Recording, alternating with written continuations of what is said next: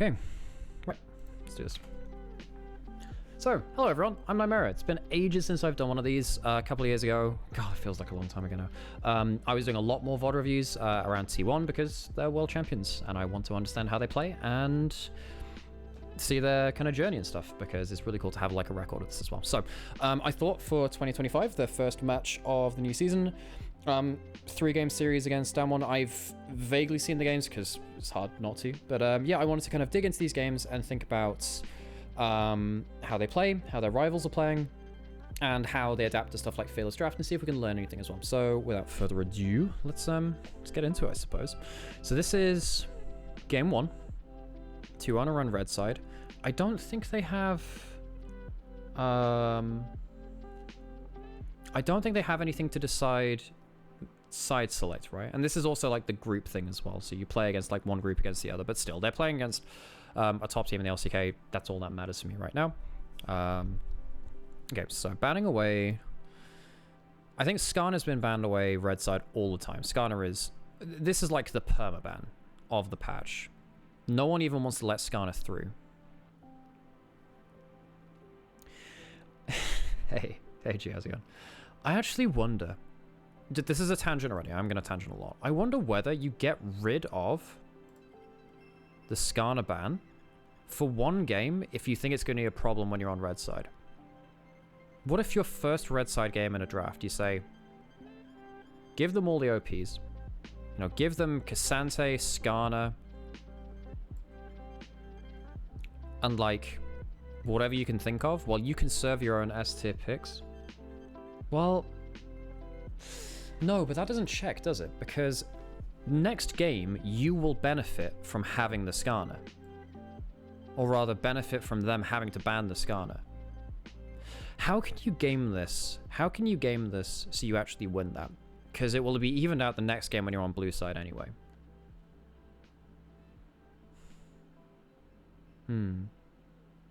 Think you do that in best of 5, not best of 3? I understand the logic there too. Yeah, no, that makes sense. But that's what I'm thinking anyway. Anyway, so it looks like Skarner is kind of like the OP ban on red side right now is permaban. Vi we have been seeing played a lot, so I expect that to come through. First pick Nidalee. So surprised at the Sejuani ban if you're locking in Nidalee. That's one thing. I am surprised at that, because Nidalee is very good against Sejuani. Tends to just bully her around. Yeah, later into the game, Sejuani can kind of engage fights onto Nidalee quite well, but she often doesn't get to that point because you're 100 CS down. Banning away lane, yeah, I mean, this makes sense though, because if you're playing, I'm just changing to random colors, aren't I? If you're playing stuff like Kalista Varus, you are very, very good at controlling that lane, because they're the most lane dominant AD carries, and it means that even if you have a dominant jungler, you're playing with losing lanes. And what you really want now is Nidalee with winning lanes. So you first pick the Nidalee. The Ashe goes over. Ashe is very lane dominant. So what do you do about that? Do you have an answer to it, or will you just lane swap? And there's the Nidalee, there's the Zyra as well. So Zyra and Nidalee both farm very, very quickly. That's T1 saying, okay, well, we can take away a dominant lane, force you to lane swap, so you can't just play standard lanes if that's the case as well, and have a similarly fast clearing jungler. So hopefully there's no jungle advantage coming through the Nidalee. Nidalee wants to play for a jungle advantage. I'm going to go put onto faster speed as well, because I have that power.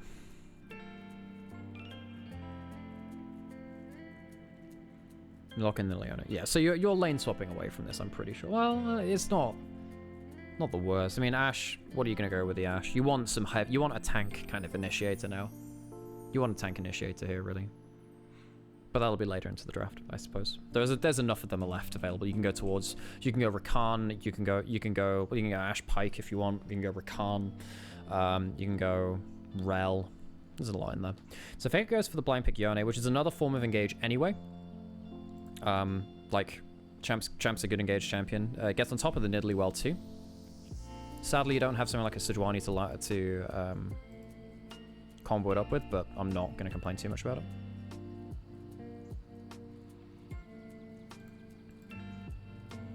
Unlimited power. Strike me down and I will become more powerful than you could possibly imagine. Good Braum. Yeah, Ashe Braum is also good too. Yeah, Braum is also good. Because you have Braum with Yone, which are kind of really good at comboing onto the other. Braum is good when you have other engage, though, on the whole. But I suppose you do have Zyra Braum for double disengage if it becomes very heavy dive. You want to pick Braum Zyra into heavier dive. Zyra's okay on her own, but picking both of those pieces without good enough extra reason is a little weak. So banning out mid lane matchups away from Showmaker. You don't want to pick someone like a Yo. I don't think you want to pick Smolder into Zyra Ashe. You're outranged too much. You do well in isolation into the Yone, but not good enough really into the rest of the comp. Braum's banned, Poppy's banned. Yeah, Poppy would have been pretty good too into the stuff like Rakan if you wanted to pick that, and of course the Yone that's already locked in. You ban away the checks. Oh yeah, Carrier loves Ashe Renata actually as well. That is actually a decent hover. Rail's locked in, so you get yourself your tanky initiator, which is completely fine. So now what do you do here from the last picks from D+? You need to blind pick top lane, which is what Gnar and X and Ambassador I suppose is in that pool now. You don't really want to pick Gragas blind here, I don't think. Nah. Also, you don't want to overcap on magic damage, because even Leona is mainly magic damage and Ezreal gets there. And you go for the Jace, and this is likely tank Jace because of the meta, and we'll talk about this a bit, because I'll be talking about that on LEC in a few days. It's something which I really want to talk about. And we get Gragas in the top lane.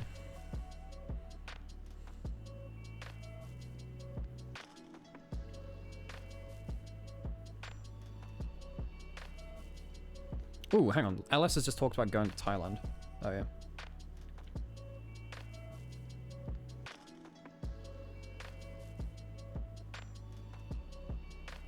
Yeah, oh, Sam's on it. Sam's on it. But yeah, basically we just went to Thailand, and LS was like, hey, can anyone in Bangkok tell me about Thailand? I'm like, yes. We can, actually. We were just there. Right, okay, sorry. I missed the last part of the show. We talked about that, and the last pick was the Gragas. The Gragas can actually work in pretty well here. And now you actually do I agree with this last pick, Gragas? And I'm not saying yes or no to that. I know that's a leading question. Because you now have double disengage. But you also have... So you have triple engage here, and then the Gragas and the Zyra can follow up on that. Because all three of those picks are really good engaging. And then these ones tend to be more disengaged, but of course, they can be follow-up as well. Oh, hang on. Wait, what am I talking about? We don't actually know whether the Jace is going to be tank or not. Now, I'd like it to be tank Jace, because I don't like playing squishy Jace into this engage, which can pick you off very, very quickly. It's one of the reasons why Jace is not as popular right now in terms of the DPS thing. I'm not on LEC tonight, folks. I'm not on LEC tonight. I'm on it tomorrow and the day after, from time recording this. I think tank Jace has more value here because the Nidalee is only damage. Ambessa is surprisingly untanky. She doesn't last long in a team fight itself. Like, she's not like a main tank, so you can't... I know the Leona is as well. Okay, well, we'll see what we get out of it. I need to move my camera. Because I doubt you want to see my thing covering the whole thing. Oh, I've got the tip jar over everything.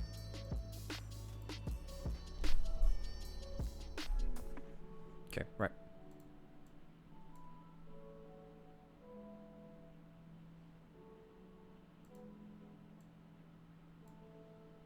Got my little tip jar. I like that. That's it. I'm fond of my tip jar. Flandre tech. Yeah, Flandre has really made the most out of that, huh? And it is a good build. It's a good build. And we'll talk a little bit about that too, actually. You know what? How about I do it now? Because I'm actually going to do a segment on this on LEC on Monday anyway. But why is tank Jace a thing? Now, it's not in this game, so I guess it's less relevant. But when you have it in top lane, it's worth noting that basically...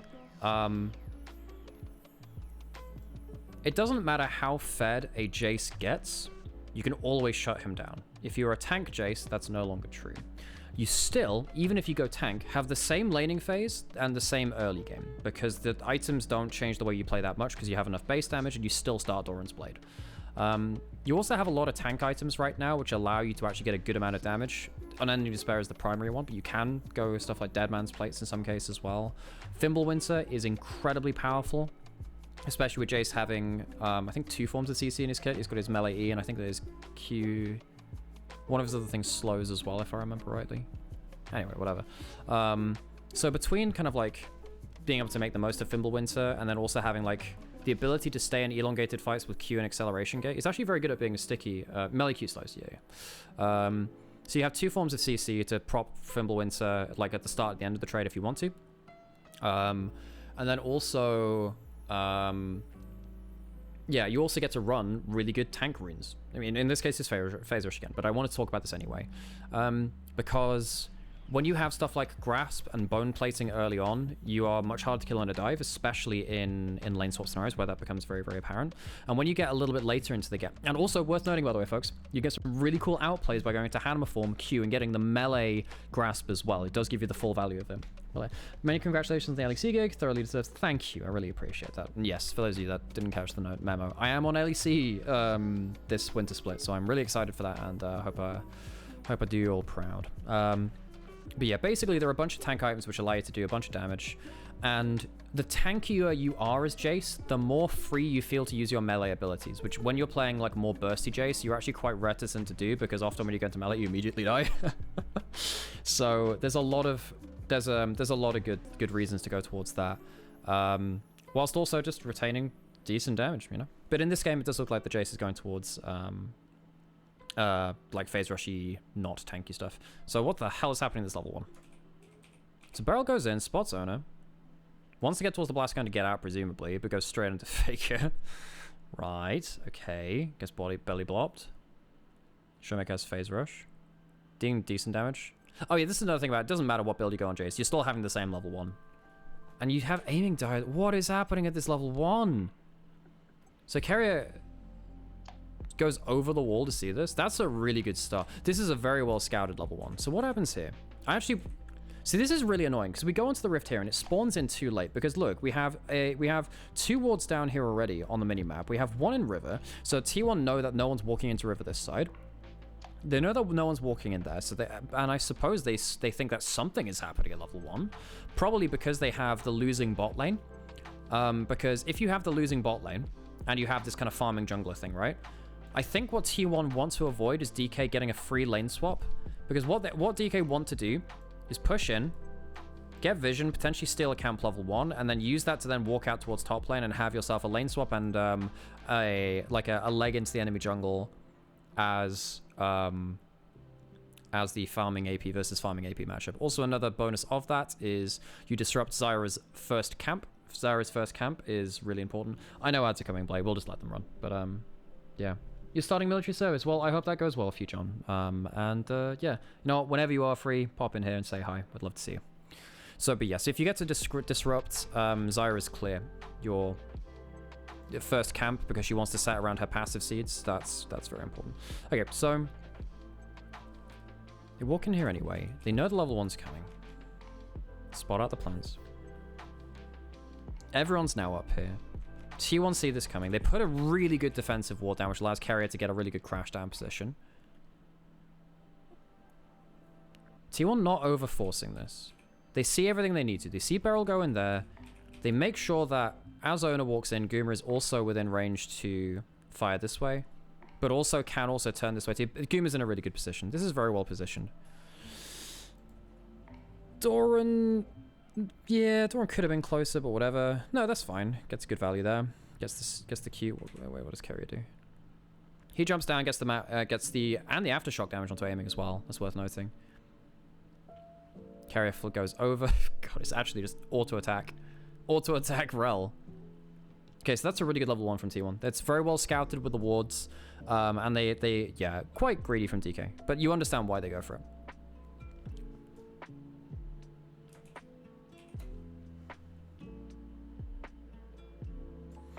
And we'll stick on 1.5 times 3. Okay, let's have a look at runes real quick. Oh yeah, worth noting as well.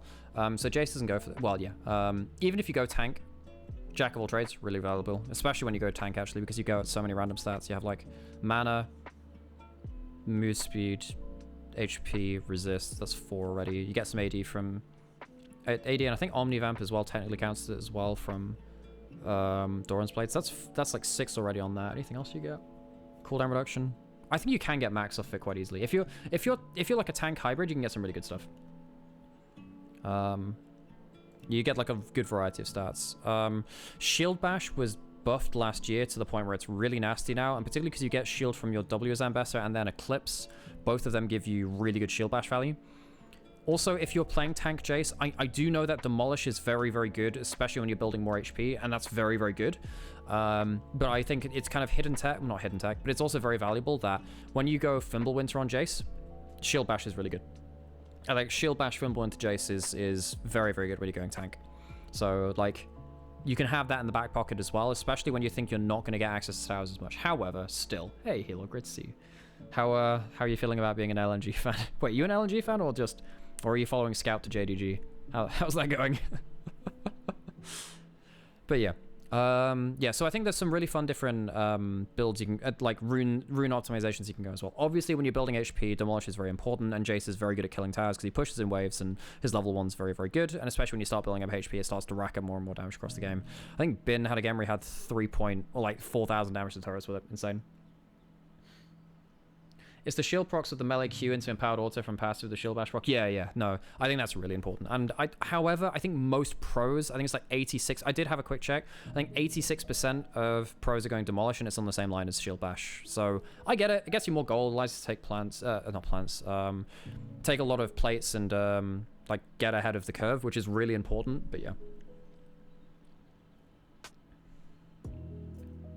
Always Gala, right. Okay. Well, I think IG should be really good, so I hope that works out for you, Halo. A lot of people go Demolish because they make game silent pressure, for sure. Always follow Mako? Oh.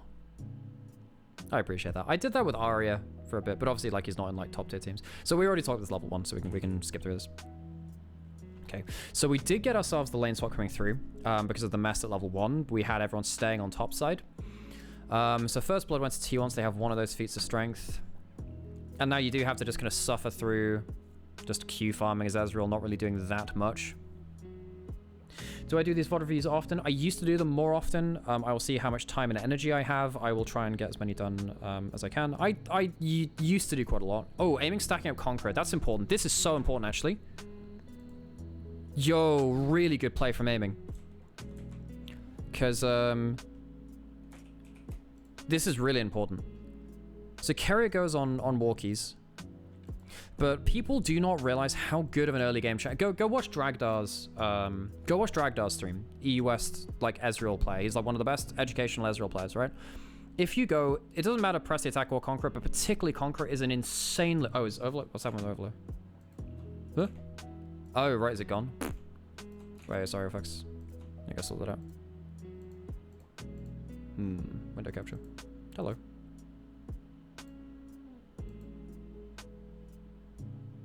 There we go. That should be fine. Cool.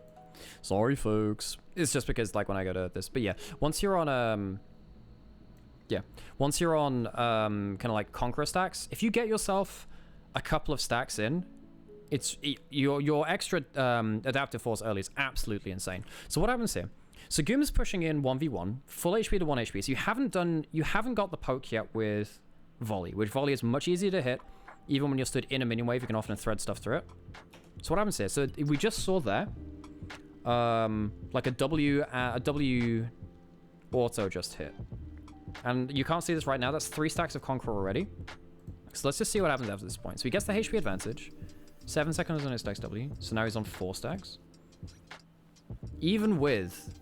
Yeah, because Guma does do a nice sidestep there. But aiming actually outruns the minion wave, which is auto-attacking him, so he just about gets out of aggro range. But yeah, that's just Ezreal Conqueror stacks and hitting a good QW. So Guma pushes in with... Ooh, shitting hell, good damage from Showmaker. Oof. Yeah, really well played from aiming. He gets himself, like... Conqueror stacking when Guma hadn't got the poke out. Because typically the way that Ashe wins lanes is by getting really good wave control, getting slight XP advantages and a slight poke, because your poke is more easy to land than other people. And Guma goes away from the wave, which means he takes the full E damage as well. Does sidestep a Q. Could have been less close. Okay. But yeah, damn. Early game Ezreal. You don't see plays like that, like, as game determining, not game determining, but like as impactful as that. So now that gives a bit of a reprieve to TK's bot lane, Because yes, I mean, Rel should be a winning lane, but oof, good damage for Showmaker, man. Jace early game is nasty as hell.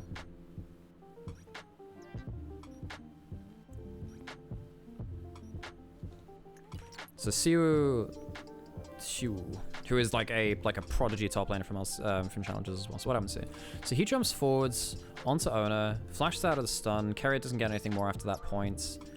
Blows flash, but whatever, is getting access to farm. Spear's not gonna mean that much, but whatever. Just be a little careful there, Lucid. And we have Herald, we have Grub spawning soon as well. Whoa, okay, I thought that would be the end of the play. What the hell's happening here? So, the dive fails. Siu has enough HP to stick around and do something if he wants, because no damage even came through onto him.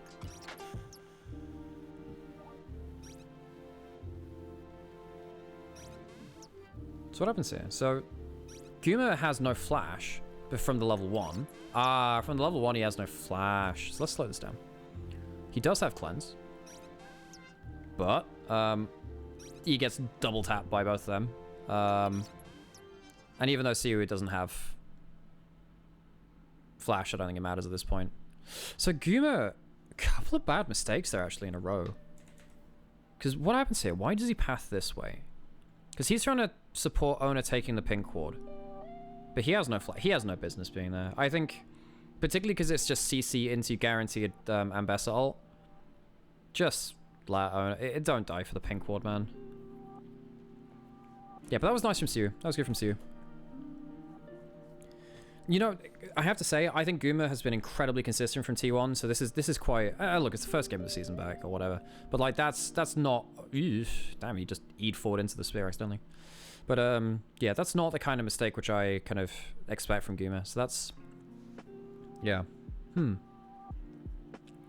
Okay, so you're on to first backs and stuff. Showmaker has been getting really good value out of kind of walking forwards and hitting the tower from this Jace, showing that he's... yeah.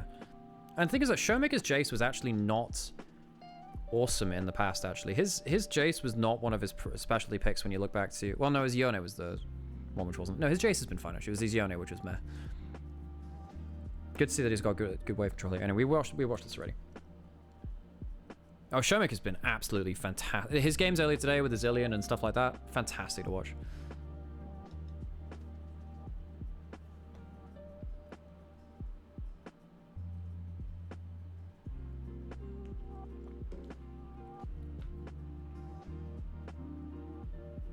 Phase rush disengage.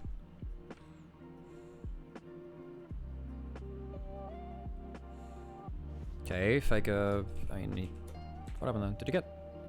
So he's got his. Oh, he's got his Q3 up anyway. So just a barrel. Yeah, tracks it midway through. Nice. I mean, is that?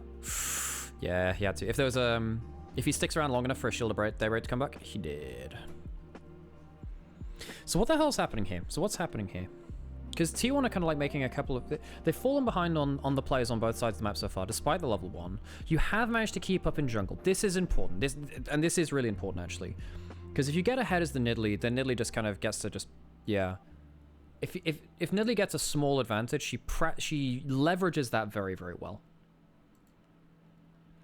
I'm sure people who've played against like good Nidalees and solo queue and stuff like that will know that one. Where like Nidalee gets like one level up or gets a slightly better back than the unit. It's like, oh, I just stat check, you know. Good luck.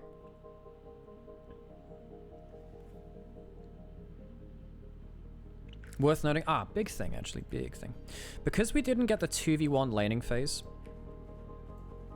both top laners are at good XP levels. If you are lane swapping, you're often expecting, you know, top laners to be more like level of 80 carries. Because they lose XP on dives and stuff like that. So, and this is really important. This is really important. If you can get yourself into an actual solid 1v1 laning... Oh, no, that's not true. There were some 2v1s. Wait, no, okay, sorry. The fact that they have the XP of their other solo laners is really important. Now, there were obviously 2v2 bits, and there was an a brief moment of 2v1 and stuff like that. Because Siwu has managed to keep up with XP with where he's meant to be in like a 1v1 laning phase, he gets to play as full Ambessa. If you are playing lane swap top laners, a lot of the time you don't get to be a carry because you're behind in XP and gold, and particularly as Ambessa, you need the extra levels and the extra bit of gold to get yourself to extra fighting stats to actually survive your dive into a team fight.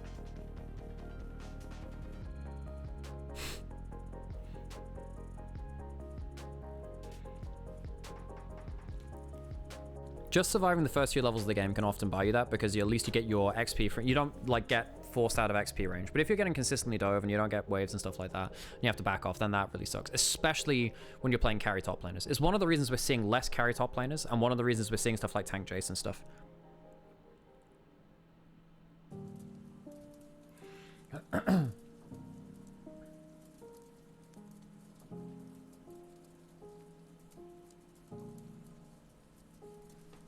I'm gonna check something real quick, folks. Cool. So,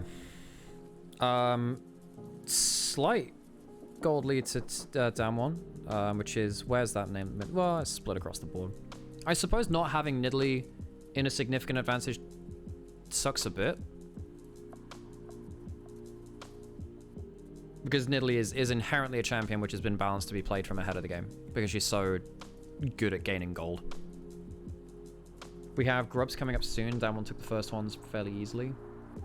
As in, like, they've been up for a while.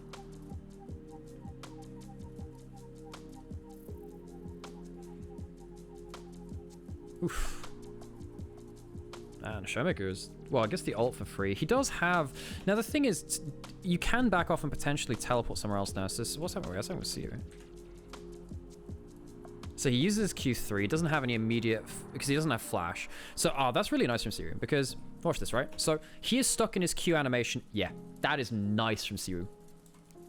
Now the thing is, if you are Faker, you are stuck in this animation. You have no flash to immediately cancel something, because you can't technically flash out this animation. So look how quickly Siwu presses presses it, and like, where he is, even with tier 2 boots, Faker has CC'd himself for like half a second, which means that Siwu gets the guaranteed ult. Gets behind him as well, which means that Faker can't immediately ult out. Siwu flashes in. I think that might be too... Wait, is that too far? That might be too far. Does he have a next cooldown? W. Oh, and he gets the extra damage on that because he takes a tower shot. I actually think Siwu could play this. The first part of this is good by kind of like guaranteeing the ultimate by firing it on Faker. He didn't have to walk away from him here. He should stick in melee range. By walking out here, he makes the mistake. He should just stick closer into melee range, because if Faker like ults up anywhere here, he catches him by using flash. To do this now he has to flash in to interrupt the ult. So Siwu maybe misplays that a bit. And I do know that you need to stick at a certain range to get the maximum value on your Q1, and then like the outer edge of it, but that's not your next cooldown coming up anyway, and you've got 6 seconds to play with that. So really good start to the play, bit of a misplay after that point. But Faker forced away from the sideline, and his ult's kind of taken for free. And it does mean now that T1 will struggle to play Grubs, because you do really need the Yone ult. What do you... you don't need it, but it's really nice. It's one of your like triple engage combos, right?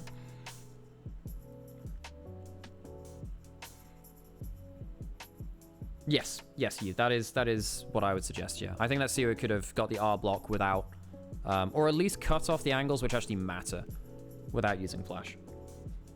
Because if Faker has to ult elsewhere, then no, maybe there's a world where like Faker can flash over the like ult over the fat wall or something. Oh, damn, great kill combo. And of course this is folks, I wonder whether this is, I've played against so much tank Jace is solo queue. I mean, what's he doing walking up here though? Whoa, Guma. No, you don't walk up like this, man. Where is your closest teammate? Your closest teammate is Zyra, who's on Dragon. Now, you've had eyes on some people, but not like direct eyes. Walking up to any patch of Fog of War as a squishy Ashe like that is... That's not great. Even if it was Ezreal, it's probably quite rough. Ambition. Thank you very much for the follow. Appreciate it. Okay, so then you get Phase Rush on this. and it's a melee range ult, so it doesn't get that much. Great Q flash. Is that a Q flash? It's a Q flash with the E placed down after, right? So he casts Q. Casts Q. Oh no, it's not. I thought it was a little quicker than that, actually. Trying to learn the game and it helps us out. Well, I'm also trying to learn the game, even though I work in it. Because turns out with League, there's always more to learn. So yeah, stick around, and I hope you enjoy. Because I thought he Q flashed and pressed the E after, but damn, it gets the last auto after too. And then top side, Faker has no flash, no ult, but there is a carrier coming. Yeah, it doesn't want to stick around too much.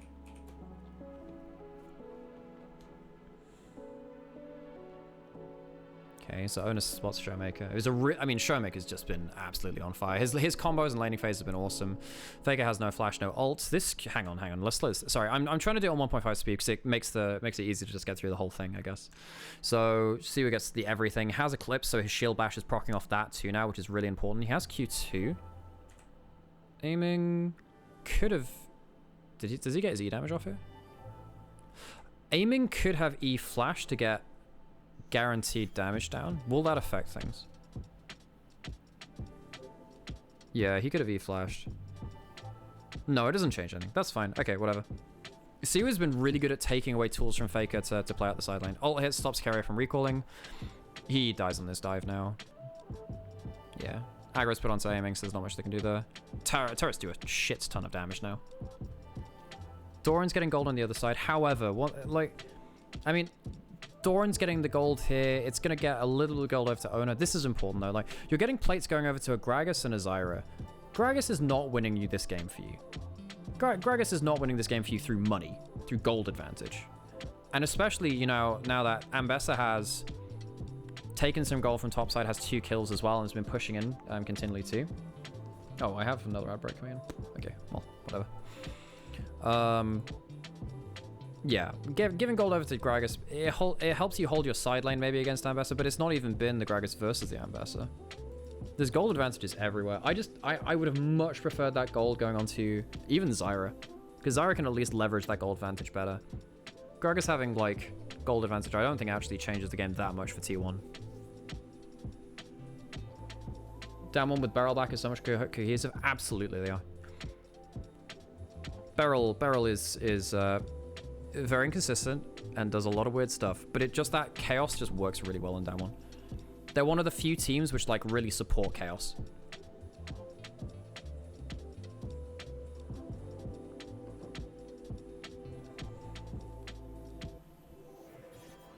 Yeah, Siwa's been really good at just like making sure that Faker doesn't have a full complement of abilities every single time he can. Very high the Genshin goat, yeah.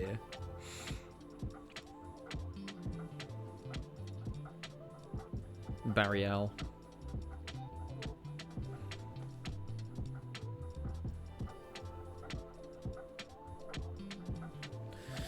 And now down one have really good push across the board. T1 have no vision. They have 0 vision. So you can't even use the Ash ult in the way that you want to either. This game is rough on them. It's really rough. You're against 6 grubs. Feats of Strength is almost there as well. T1 have 1 dragon, but look, this is a really important thing actually, and I will like pause to talk about this as well. Dragon stacking is not nearly as good as it was in previous seasons because of Atakan. A lot of the time, people want to stack dragon, so by the time Baron is kind of like easy to rush, which is later than 20 minutes now. A lot of people stopped doing 20-minute Barons because it was made a lot more tanky because of AP junglers, because Zyra could rush it at 20 minutes, like in every game on cooldown. Just pop her ult. The game is often made in a game-winning fight around Atakan before you can get a Dragon Soul. And often Atakan means that you can full send it at a Dragon Soul fight or a Baron fight if you want as well. Stacking early dragons is not nearly as consistent a threat as it was in previous seasons. So, if you are trading topside for bot side, most of the time I prefer the topside play. So, hang on a second, what happened there? Did that ult just like slam him into the wall instead? What happened here? So he goes there. Geometry? Yeah, what happened with the geometry there? So what happens here? I actually don't know how that works. What happens here? You're not unstoppable when you're in the W.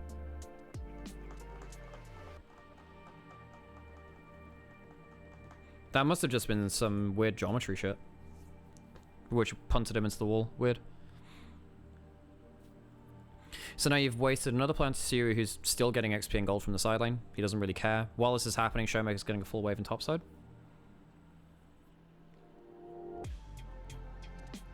I want to root for Peanut because he's like the last of the Rocks Tigers. Team was very special. I made a TikTok about them, actually. I make a lot of short videos, by the way, based on like various different... okay, forcing another flasher. Siu has been playing this ambassador really well because he's casting ults just to remove flashes and stuff like that, or ults from Faker and stuff like that. That is really important because if you get to flash as Zyra in a big fight, you can maybe win the fight. If you have to flash here, it means next to nothing. This time he just dies as well, but they might get Siu from this. We'll see. Yeah, he dies for this, I'm pretty sure. No, he doesn't. Wow, great play then. Beryl gonna die for it anyway. But like, I think if both teams have no flashes, who wins that actually? Like, okay, if Ambessa and Zyra don't have flashes, Zyra feels much worse. Zyra flash is very valuable, especially against Leona. Yeah, it's why like against Leona, a lot of the time Zyra just has to go like Banshees or Merc Treads, sometimes both actually. Yeah, this is good. This is really good. Force out the flash for free. There's no real way for Zyra to outplay it after that point. Aiming comes down first as well. He's on a good item spike as well. So yeah, feats of strength for down one. So they have the extra stats off their boots. Siu's going towards... oh, yeah. So Siu's going towards the Voltaic Cyclo Sword as well, which does sound like a Warhammer 40,000 item. It's just another Warhammer item. Chempunk Chain Sword, Voltaic Cyclo Sword. Like, you're telling me this isn't like Necromunda? Good rotation towards Siu's lane as well, actually, now at this point. Siu's been playing, like, well under turret, but also he's been pushing in and crashing well to get good value with the rest of his team. Wait, where's he going with that? Buddy? Alright. That one looks like a misflick. So what did T1 do from this point? Because it's really hard to play without vision with Zyra. Like, Owner and Carrier are kind of like, for me, like when they're unleashed and they get to kind of like control the map and play around vision and stuff, T1 looks like a completely different team.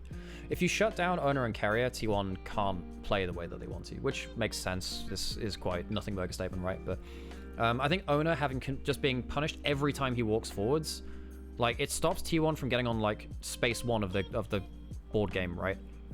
Just like continually sent back to base. Owner's been put down a bunch of gold because he can't walk up very effectively. Lucid on the other side doesn't have the same concerns. He just walks up and takes camps. He's 1.5k ahead now, basically.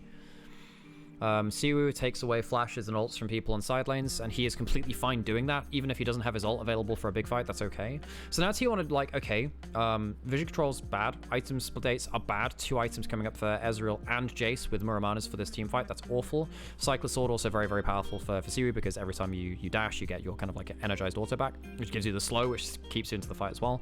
Really annoying because those extra slows from the Cycler Sword give a lot of extra kind of like soft CC for down one to land spears or get Beryl closer to a stun and stuff. Oh, he's actually using his world skin. Huh. I didn't think he used that much. So now Atakan's being started up. You need to fight Atakan as T1. You are behind too much gold. This is your comeback objective. You need to play Atakan. Beryl gets a chunk onto Faker, but doesn't get that much Horizon Focus already for the loser. I was wondering if like Ezreal had a Horizon Focus. I'm like, what? That was strange.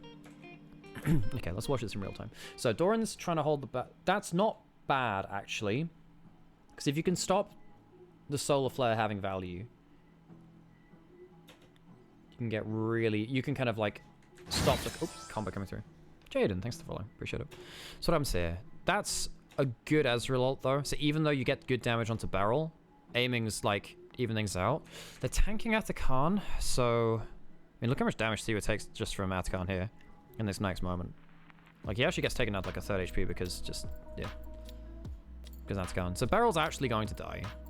But they get the Atacon first, so it doesn't even count. And then Siwu gets a massively long range ult anyway. Oh, that is just the worst timing for T1. And Showmaker's got Phase Rush to chase down an extra kill as well. I mean, that's just insult to injury. This game is now over. This game is now over, sadly. The initial pick from Doran with the cask is actually very good. If you can shut down the engage combo, D+'s damage becomes a lot more conditional. They need to hit a lot of skill shots. When they're CC'd, they're no longer skill shots because they're CC'd.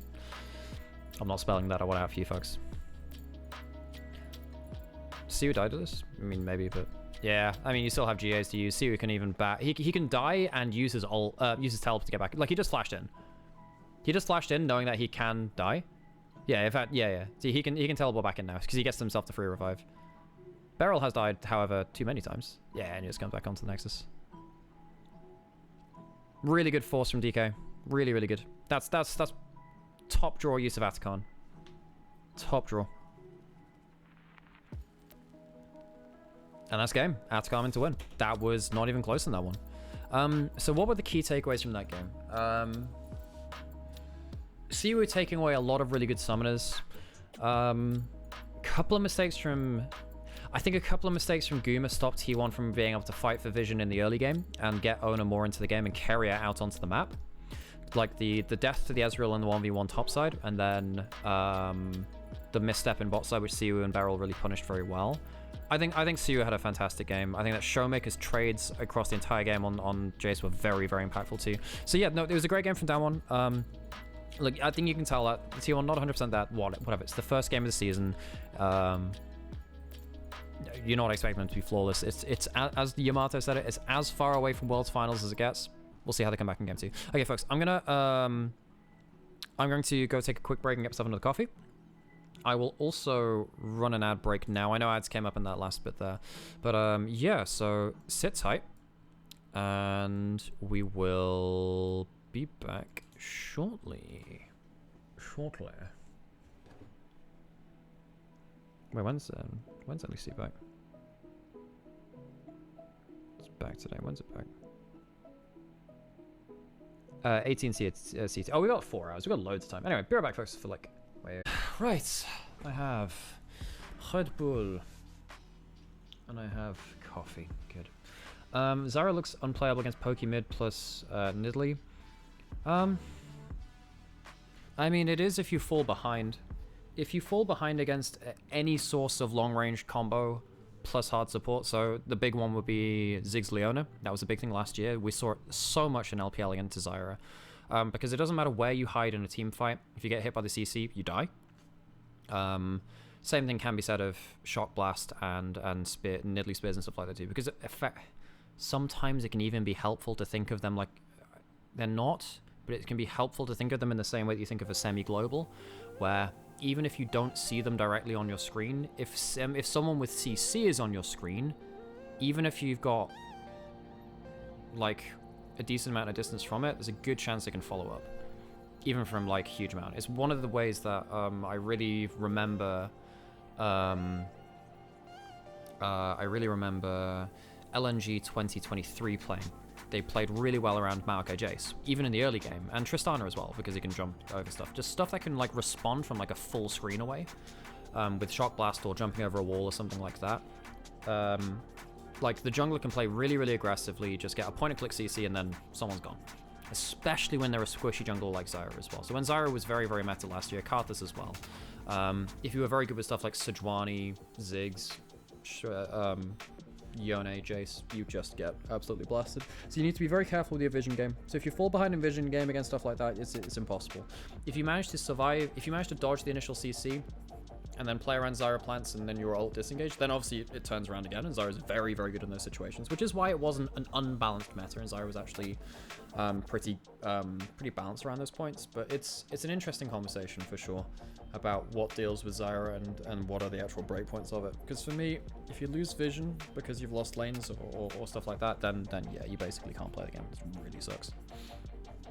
Okay, another 50 seconds. We got a little while.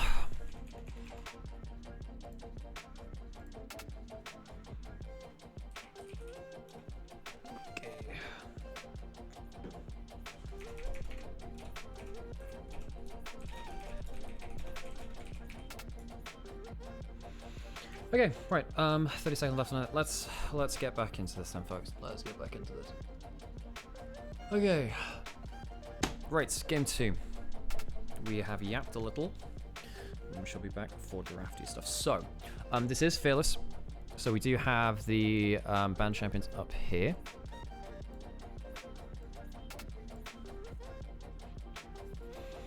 And yeah. So what don't we have? AP farming junglers, which I don't think are S tier picks anyway. I think this is fine. I think they've actually managed to conserve picks well. Ash, Rel, Yone are S tier. Ezreal, Jace. This is the more valuable draft, actually. You've used more like S tier picks. Nidalee was the first pick too. Very strange, actually. I didn't expect the Nidalee first pick. But if you have a composition... I need to move my camera. No, I don't. Wait, hang on. What's happening here? Wait, why is this thing gone again? Guys. That's not right. Why was that not working that way? Okay, cool. Whatever. Should be fine. Why was that like that? Okay, anyway.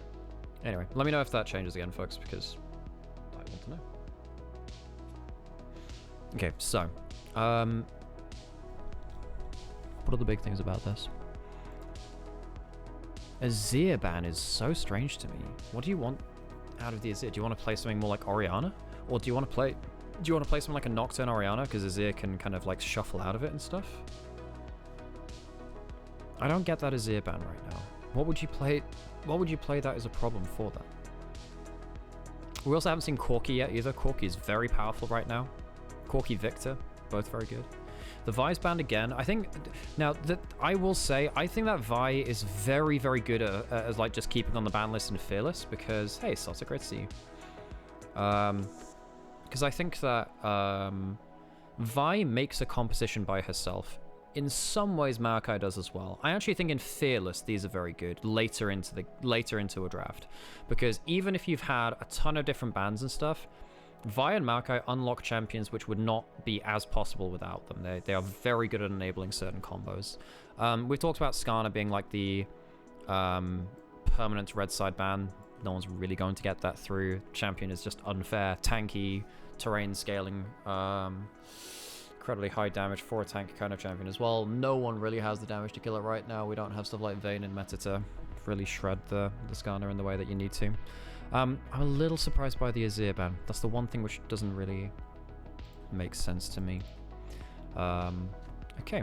Cassante first pick. Well, if you're banning the Poppy, I suppose that makes that maybe that telegraphs it there. I keep thinking about Poppy support, but yes, Cassante, very, very strong right now. Hilo, thank you for the sub. I really appreciate it. I think Fearless isn't bad, but people are definitely overestimating the impact it has. Yes, I think people are attributing a lot of false positives to it. Okay, Cassante locked in. Rumble's good into Cassante, but it's not like as game-winning as it was like a year ago. Yeah, Skarner is so broken, you should never see a Skarner on the Rift. Even, yeah. I think maybe you can let it go in a Fearless thing if you've got specific red side things which need 3 bans. It's a bit of a slim thing, though. Anything else? And then, so you've got good combo, good teamfight combo. But you can play towards disengage now. If you get something like a... Well, do you have... No. You could go something Braum-like here, but you don't have Ashe Braum. You want something that's good anti-dive. To kind of like stop the Wukong getting as close to you. If you want Victor, Victor's good here, I think. Varus is very lane dominant. There's no Ashe this time to contest it. Varus, Renata. Renata is absolutely... Renata is fantastic here. Also... I think Renata is one of those picks which is really valuable in Fearless as well because she's quite niche in where she's powerful, but when she is powerful, she's very, very good. As opposed to something like Wukong or Cassante or Varus, which are good kind of just all the time. You can plug and play them to anything. Renata kind of like needs specific stuff, but it's really, really good here. Oh, there's a scene gone again. So basically my window capture is kind of randomly dying her points, and I don't know why. Why is that the case? Why is that the case? Why is that happening? I don't know why that's happening. Thank you for letting me know. When I activate the box trunk, is that literally... Is this happening there? So if I do this... It's... Yeah, it is when I'm drawing boxes. Why? But why is that the case? That's so weird. Does that change anything now? What about if I do this? Does that change it? No, that's so weird. It is happening when I do that. I just don't know why. So if I do that again now, is there anything else I can close? So close that, close that. Oh, whatever, close that as well. So that was actually, I knew that would close at that time. But why is this happening now? Okay, whatever. I'll try one more time. What if I draw over this? No, I did it again. So weird. Now, why is that happening though? So that's fine. Oh, whatever. That's okay. I've changed the setting. It should be fine now. Should be fine. I think. Wait, what about now? Okay, that's fine. Okay, that's working now. Cool. Nice. Cool. Right. Sorry, folks. I'll cut that out of the VOD. But yeah, stuff like and let me know if it happens again. I'm assuming it's fixed, but it might not be. Varus, Cassante useful in any situation. Renata a bit more niche currently in the current meta. Very, very good at anti-dive and kind of like and Wukong Wukong dives, folks. Rakan is I actually think Damwon are in a bit of a rough spot now because Wukong kind of has to dive.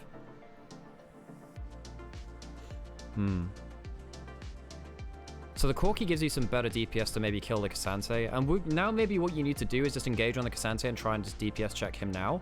But trying to DPS check a Varus is hard. Varus is one of the best DPS options in the game.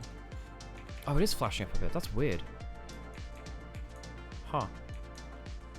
So if I press Alt Tab, it changes things, right? I need to be aware of that. Oopsies. Okay, well, whatever. I'll just try and not use my drawing as much then. That's my bad. Well, not my bad, but like, okay, that's something which it is noted, is what I mean to say. So now we've banned away at least support, which has apparently been showing up, well, it's just randomly been showing up for reasons. I guess it's really good at poking. Hello, Vedius. We might do a segment on that. Because it got really bad when my mum mistook Vedius' voice for mine. Or thought I was Vedius. And I was like, yeah, this isn't just a joke. This is actually very similar. Yeah. Yeah, it happens. Okay, so. Let's get back into it. I think you can let Skarner through and you trade off for a Mumu. No. Mumu is very easy to punish. The problem. I think there are some, look, I'm sure we will get some Skarner punishes at some point, but yeah. Okay, can we play now, please? Thank you, VOD. Okay, so you've locked in Rakan. I think you're lane swapping away from Varus Renata regardless. That lane is just too powerful, especially when you don't have something like a Callista or Ashe lane to really fire back against it.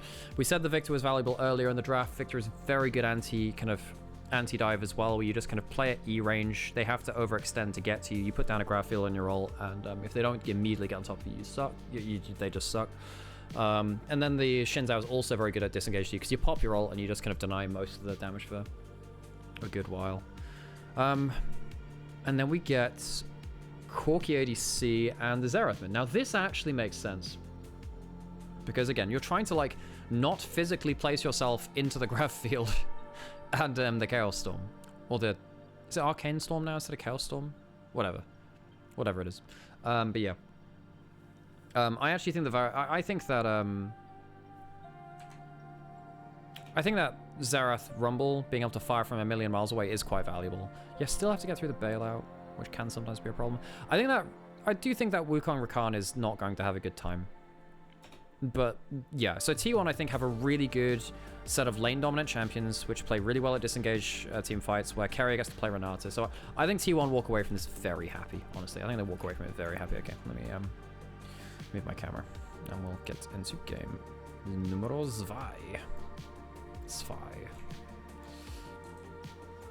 Okay.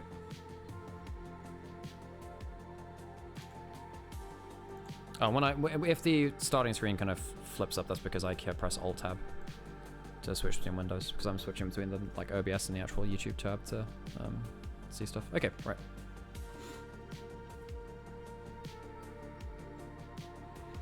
So we are looking at a lane swap again. This time, DK will be they'll be starting at this time again. So Shu is starting in bot side. Are you gonna call the lane swap or what? Oh, and actually Xerath is very good versus Victor because you get to outrange him as well. So you're not that lane dominant in terms of Victor versus Xerath. And this has been the case for a while. Xerath has been very good against stuff. Lucid relieves some of that. Spots that blue buff is gone. Does manage to stop the Gromp take, though. Does this actually lead to a farm advantage, though? Because doesn't Owner just pick up another camp from the other side, from the other quadrant anyway? Yeah, he's just running into Luce's side of the jungle. Beryl's coming down anyway. You're going to have a level 2 Renata to help finish things off. This is important. So Owner, what Owner can do is charge up his Q on Gromp potentially, but he doesn't have it now. Smites out. Beryl's level 1, not the best thing ever. She was overheated. So you get as soon thank you for the follow, Miyoji. As soon as Lucid shows on Gromp, that sets up this whole chain of events, right? So we had let me draw a map on the screen. So this is Summoner's Rift. Because you're lane swapping, you want to get, as a jungler, access into the enemy jungle as possible. So Lucid gets level 2 from his own camp, goes over to the other side here. But because Owner sees that, he's like, well, okay, I've lost a camp which I should have had. I now need to enter, like... Oh, did I kill my scene again? I now need to enter this area of the map. I need to enter... That looks really bad. Now I need to enter this quadrant. I need to get something from here. So... He immediately just beelines it, just finishes, like, what... I'm trying to even remember if he finishes Wolves. Yeah, he finishes Wolves, but, like, he just immediately goes over here. Which means that Lucid has to follow because he doesn't want to, like, leave bot lane on a complete island as well. Oh, Lucid missing the Raptor stops him being level 3. That's a really good point, Ghost. Yeah. Because he... Wait, is that true? Wait, hang on. Sorry, let me just figure out what happened again here.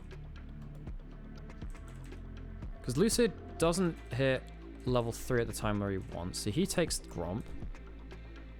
But he's only taken 2 camps. So he wouldn't be level 3 anyway. No, he wouldn't be level 3 anyway at that point. Does he finish Wolves here and not get it? Yeah, that's true. Yeah. That's a good point. I was just checking he finished Wolves.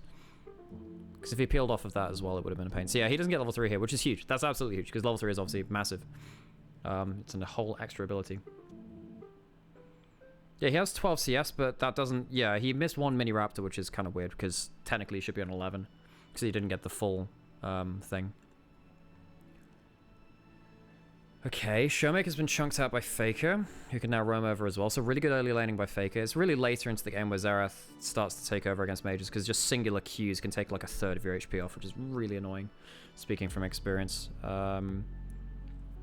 Lucid doing this does mean that he gets towards his bot side jungle a little quicker to help out Shu, who gets access to some farm at least. Aiming's getting solo XP. Yeah, so he's like half a level up. So basically, Shu is down in XP, Aiming's up. The Owner gets himself an extra camp out of the enemy jungle, because he gets Gromp and blue buff.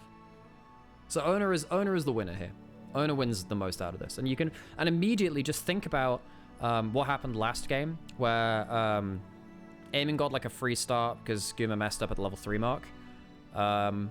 And Owner was put behind while he was on a very vulnerable champion like Zyra. Immediately, that is not the case.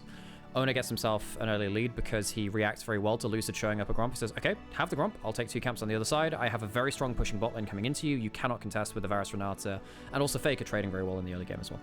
And, you know, that Victor trading won't be the case for forever. Xerath is good against mages. You can see right here, just very good at outranging.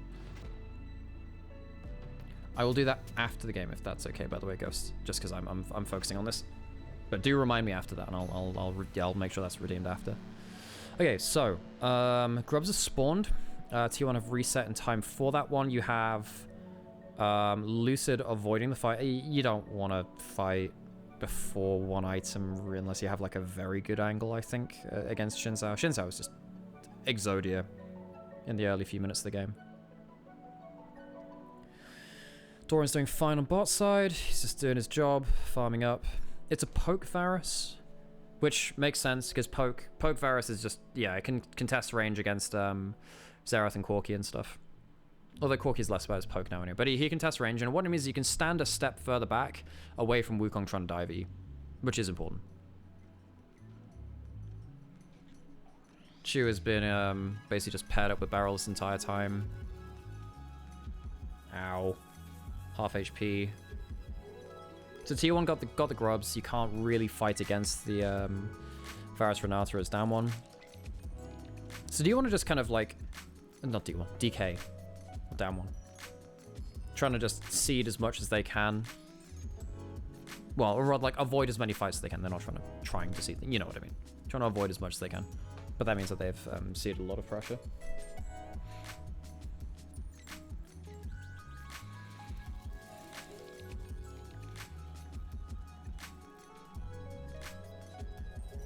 So let's have a quick look at Vision.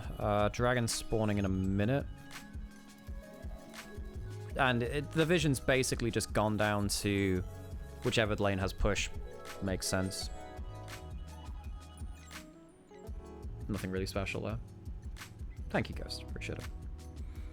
Dark Seal on both mid laners. Good, good. Knockup misses, but realistically, what was going to happen there anyway? Well, I guess a chunk onto Fake would have been nice, but he would have had teleport for Dragon anyway. Maybe changes your summoner situation, but that's about it. What it does mean is that because Faker gets to hold on to his teleport now... Oh, that's a nice chunk. I mean, like, Showmaker's going to teleport back anyway. So what this means now is that Faker can get poked out, and there's a lot of poke on the other side. And he can teleport back in if he wants. Showmaker's going to teleport anyway. There's no contest. So Xerath is now ulting. Oh, hang on. Hello? I need you to slow down very slightly. So, Xerath teleports back in, has himself ult, but he doesn't have first item. First item is really important for Xerath. Like, Luden's is such a big spike for him. Carrier fails to get the handshake. Good ult onto Guma to make sure he's out of range, but Faker make sure that he kind of stops him from just getting a freebie there. It's nice from Fake. It's good. But when you ult Xerath, you know where he's ulting from anyway, so you get a freebie set of skills onto him if he's in range. Okay.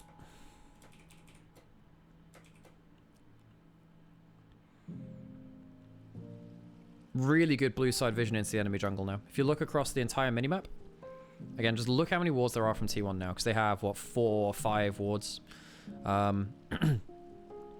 And Xerath does not want to be walking over vision as he's walking into the enemy jungle, because Xerath is very, very vulnerable if you get anywhere closer than his maximum range, basically.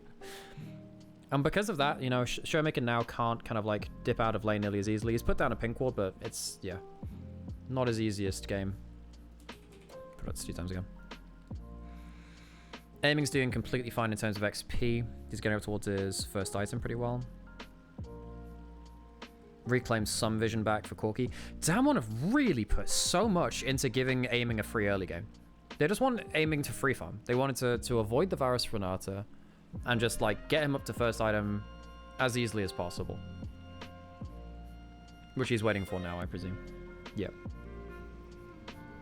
Good max range stun, but puts himself onto... Hang on a second, what happens here?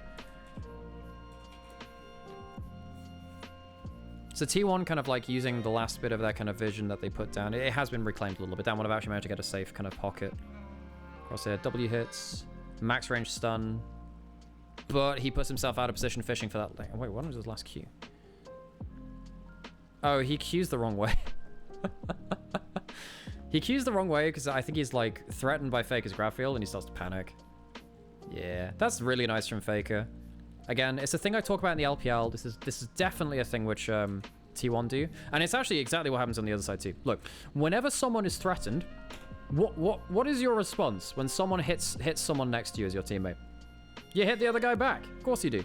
So someone hits owner, Faker walks up and is like, okay, I can protect you by threatening them, and that forces them to back off and not deal their damage to the person they were initially wanting to. But then Faker does that. Without realizing loosens on the other side of the wall. And what did we say about, you know, this kind of disengage comp of Victor and stuff like that? You need to not be stood on top of... You need Wukong to not hit you. Bailout comes through. I'm assuming they get the bailout. Oh, that's really close. Does Lucid get out here? I think he does. Damn, that's close. And the extra heal, the Gleaming Quell. Close, close, close. So, does this change anything? Because now you're actually at risk here of T1. You'd set up really good vision by losing owner and kind of like having... Well, actually, owner's going to be back on the map anyway. Does Lucid immediately have to recall? Beryl has to recall, right? Yeah, so they have to recall anyway. Lucid stays on the map and it means that he can clear some vision. That's kind of important because T1 really want to keep up that vision line as much as they can. Faker teleports, does he just kill him here? No, he doesn't. Yeah, no. What am I talking about? Lucid heals up of camps. The vision's not really been cleared yet, even with double sweeper now available for Lucid and Beryl. Clears out some. But every time one of these wards is taken is really important. But it really is quite worrying to me that you have Guma and Keria like completely running over any lane that they've got, which you do expect that, right? Because it's Varus Renata, very, very powerful. But you've got aiming on this Corki who's not really achieving anything in terms of map pressure right now. He has been given every bit of free lane that can be given. But where's the dividends being paid for this? Now you're able to, you know, walk at Doran a bit, sure, but you're not achieving that much right now. Now you get to push in the wave. Doran gets to do a little bit. Delays the tower going down, at least his first half T1. They get the feats of strength. So this, okay, so aiming actually does manage to push in enough and get some good damage there, but you also lose enough on the top side, and you also lose first tower, so I'm gonna call that, you know, net even, I suppose.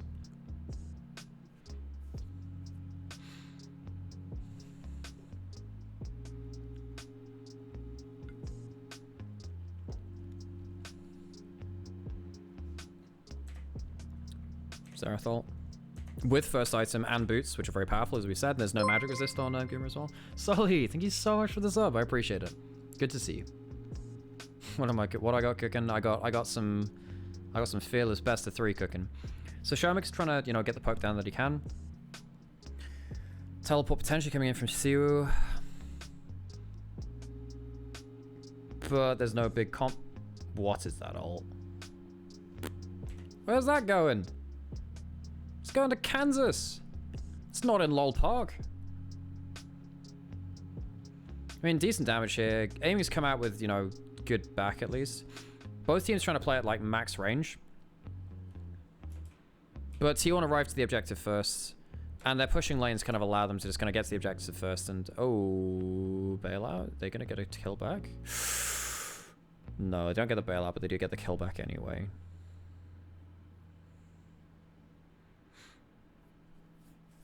You know what? Underrated factor of this game. You're playing a poke composition against some of the best micro movement players, like, in the world. Okay, W gets charged. Yeah, but, I mean, if you have flash on barrel, sure, but, I mean, Cassante W is a thing. Another thing about Cassante W now is that you lock in the direction of it when you start the channel. You don't get to redirect the channel again, which is kind of huge. That's not something which comes across as well on Spectator because it looks the same graphically. But DK do get themselves Herald. But there's now Mountain Soul Point really early. And that will actually come up. No, I mean, Atakan's still going to come up. See, you're still going to get Atakan on the table before Soul comes up. And this is why I'm saying about Dragon stacking being less threatening. Showmaker missing his ult shots here. Not great. Well, I say. This is the problem. You're playing a poke comp against people with a micro movement of, like, you know, of all of the T1 members. They're very good at micro dodges. It's always been a T1 skill, regardless of who they've had on the roster. Aiming doesn't have the damage yet to kill Doran. Faker zones him out with an E. This is a really smart Mikhail's first buy from Beryl, by the way, to stop either a Renata ult or the Varus ult. That's actually huge, because there isn't a huge amount of engage for T1. So if you hit the Varus ult, that's like your main win condition. It's like playing as Nash, you know, like Ash-centric comps. Micro movements again. Faker's just like dodged 3 different ult charges. Oh my god, he gets out. You're playing a poke composition against some of the best micro movement players like in the world. Okay, I'm gonna go close my door properly.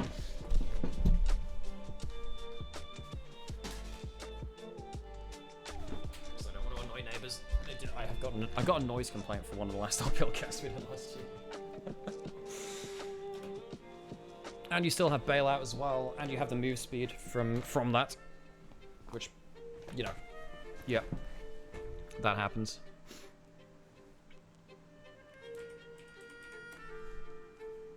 And you don't have the easiest CC combos. Like if you have a Leona with this comp from DK, I feel so much better about it, I think.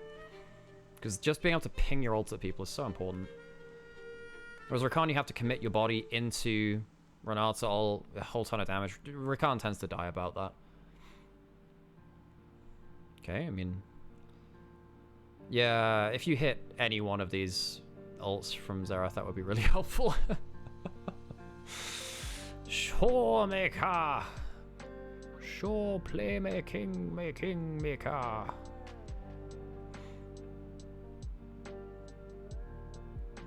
Almost got 2 items for aiming. So when are we going to see the payoff for this Corki actually getting a ton of early game resources? Because they gave him 1v1 lane and shadowing in his lane like the entire game so far.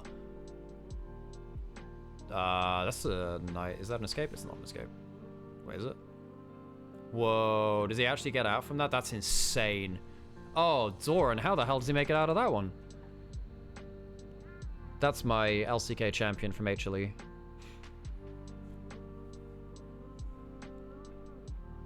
Drag through the wall. Yeah, that's sick. Yeah, that's really sick. Lucid chooses the wrong way on the wall. Aiming goes too far. He loses all of his HP. Baits it. Lucid in. Oh my god, Dorrance has completely mind-gamed them. Does that get Atakan? Does that actually get them Atakan? Are you kidding me? Because they have no smite. How does that happen? Ridiculous. So that's Atakan now, and that'll lead them into... I mean, okay, if the fight goes long enough, I think DK can get the next dragon.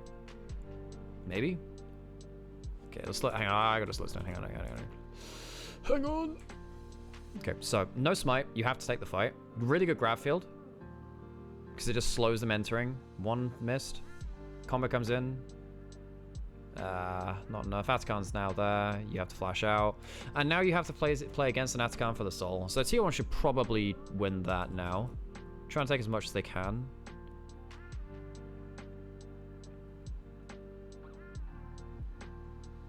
Jedi Power Battles being released on Steam. Oh, I never played that, you know. I heard it was fun. Never played it, though. Okay, so Tower's being taken, but you're giving up Mountain Soul. And you're a poke comp, so you never want to play against Mountain Soul. Because it just, like, every time you land your poke, there's a new shield. Actually, worst case scenario for you. That sucks.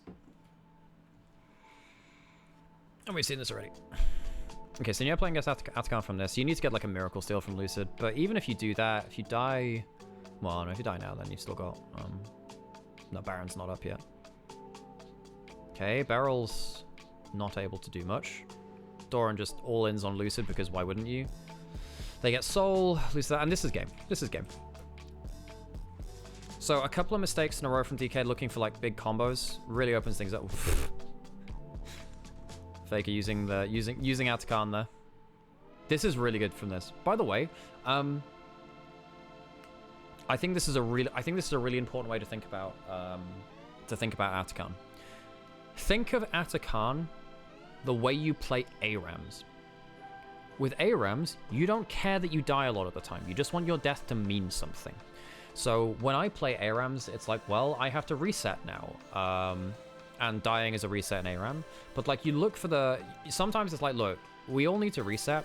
We want to push in a wave, make sure that when we die, they can't hit the tower very well. We're not missing XP or anything like that. And we can at least get like, I don't know, 1 kill for 4 people dying. Now, when we play as 5s, a lot of the time, like I'll just play some like Kindred. I'm like, this is a great example for Atakan. If Kindred dies with Atakan, the whole team dies just for 1 Kindred mark, I call that worth it, actually, a lot of the time. Now, of course, it's better in pro if you can do that for an objective or something, but just think about it like that. When you think of Atakan, think about how would I use this if I was like backing for an ARAM base or something like that. Well, if I wanted to reset an ARAM. Think about it like that. That's been the most helpful way for me to think about it so far. Like, Qui-Gon is played by Sean Connery. Are you kidding me? That's hilarious. That's so funny. Stay in the cockpit, Anakin. Very fast, very dangerous.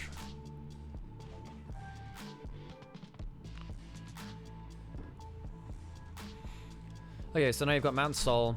Atakan's one off. Baron's up in a minute. DK might look for a Baron steal. I don't think a Baron steal even wins the game now. I think Mountain Soul is too much. It's too much value. It's way too much damage now. Being lost. Got Bloodletter's Curse on Siru. I'm really sad that Bloodletters didn't end up being the version that was in Arena, because that was so good. Basically being an AP Blight Cleaver. It was so fun to use. I'd see the other version of Atakan, same. But the problem... So, the big problem I have with Atakan is how the hell do you balance both pro and solo queue so they both see the same, like, ratios of the objective, or at least have, like, a reasonable ratio of it. Like, in solo queue, every game is over a kill per minute. Like, grand majority are over a kill per minute, but then, like, a bunch will be over 2 kills a minute, stuff like that. Pro, like, getting a kill per minute is quite high, you know? I've cast one game in my life which had 2 kills a minute, which was way above BLG game 3 and upper bracket. That was, like, yeah. That stuff's, like, common in solo queue, I suppose. You're never going to be able to balance it. Anyway, sorry. This game is probably just ending now. You have Mountain Soul. It's a pain in the ass. You've used your teleports. Anyone else teleporting? Doran teleported in. Yeah. That game was one of my favorite games of all time. Munch and I had such a great time casting that. I should ask Munch if we want to do some content or something for LPL. Without burning myself. So that's a deep teleport in from Faker. Has flash. He can just flash over and one shot here. He gets onto both carries, man. That's my Season 5 Faker Victor. That's my Season 5 Faker Victor. Death Ray onto both carries. Ult onto Showmaker. Gets out of tower range. Awesome. Gets the reset. That's my Season 5 Faker Victor. Awesome. Great stuff. Faker using his flash very well. Now, the way that you beat Xerath as Victor, by the way, is just flashing on him. It feels quite weird as a Victor, because like, you shouldn't be flashing forward a lot, but like, it feels really good to do against him. Supposing he's been balanced more, though I don't know whether it'll change anything. Yeah, I mean, I hope that we see more of the Ruinous in pro play. But yeah, I think that one's still very game warping, because it affects grubs and dragons and stuff like that. If you get 6 grubs with Ruinous, like, it's like six autos to kill a turret, pretty much. So if you're an AD carry, you just like one-shot it. But you can even do that as like a support or a top lane at that point. Faker's choosing angles really well here. Because again, like, Xerath wants fights to happen in one direction. You know, he loves pop music. He just needs just a 1D team fight where just everything happens in a line. But like, look at this, right? You have loads of targets you want to hit, but you've got Guma coming in from like one. Oh, that's the wrong color. Like, Guma's on one side here. Faker's on another. Like, you can't hit both of them, and you can't like see. It's because I used the bloody drawing thing again. Meh. Why? Okay, whatever. I'll just not. Thank you, I appreciate it. Yeah, well, yeah, the arrow is just worth it, man. It's just so worth it. Anyway, let's close that now. Hopefully this is fine. Cool. That's the wrong thing. Okay, whatever. Hopefully this is fine. I'll just not draw. So, only uses his ult to, like, disengage the play. So they don't get that much from it, but... Wait, does he die for this? Yeah, he should now. No flash. Oof. Get the Victor ult resets as well. Doran does not have Atakan GA anymore. He does not need it either. Well, Doran's maybe given his life for the cause here, but it doesn't mean that Showmaker's gonna die, so that's fun. Really good tower Aggro juggling. Yeah, I really like the way that Faker's been playing this Victor, by the way. He's been choosing the right angles and playing quite an aggressive Victor very well. Also, he has Cosmic Drive and the Q upgrade and his boots upgrades. So if he hits Q... Wait, no, Merc Drives don't give you the extra movement speed. But yeah. Well, no, they give you some because the Feats of Strength have the base upgraded stuff. But yeah, he has Feats of Strength, Q upgrade, Cosmic Drive. Like, look how fast he is moving around the team fight. And it means that he can, like, dodge out and skill shots for one, but also just, like, find himself on flank angles, keep himself relatively safe, but also, like, get closer to Xerath than Xerath really wants. Because it's a big thing when you're playing Ahri, so obviously I know about that stuff. Ahri's best kills, well, a lot of her, like, best threat is I am faster than you by using W or by having, you know, Medjai's or Lich Bane or something like that. Combo both, very powerful. You can't just walk away from me. Eventually I will get into charm range, or I'll close the distance into, like, a really good charm range. Victor, same thing against Xerath here. Xerath has 0 move speed in his kit. You have move speed, you walk at him, you will eventually catch him. So Xerath can't ignore you. He needs to throw something at you, and he needs to like really be quite wary of you. Move speed differential is one of the most powerful things in the league.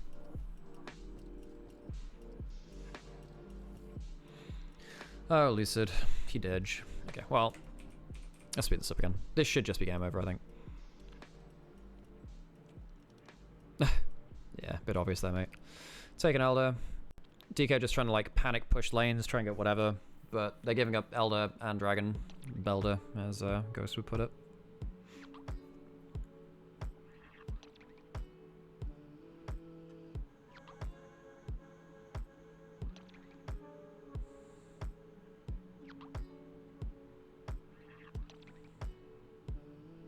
Really good side steps from Faker again. Just like playing poke comps without like actual point and click hard CC into some of the best players in the world is very hard. And you know, I think that's taken to the nth degree when it comes to something like T1, right, where they are very good at micro movements. Damn. Good damage. Nice. Okay, really well played from T1. They yeah, they punished down one, kind of like looking for their aggressive options. The poke combos just never landed in the way they wanted to. Okay, I'm gonna go play some ads again now, and then I'll redeem Ghost's compliment, and then we'll get into this draft. So be right back in a couple. Cool. All right, folks, let's get into game 3. So what have we got? We're in game 3. Fearless. So in best of 3 LCK, this is the most bans you're gonna get in a game, so we need to keep that in mind.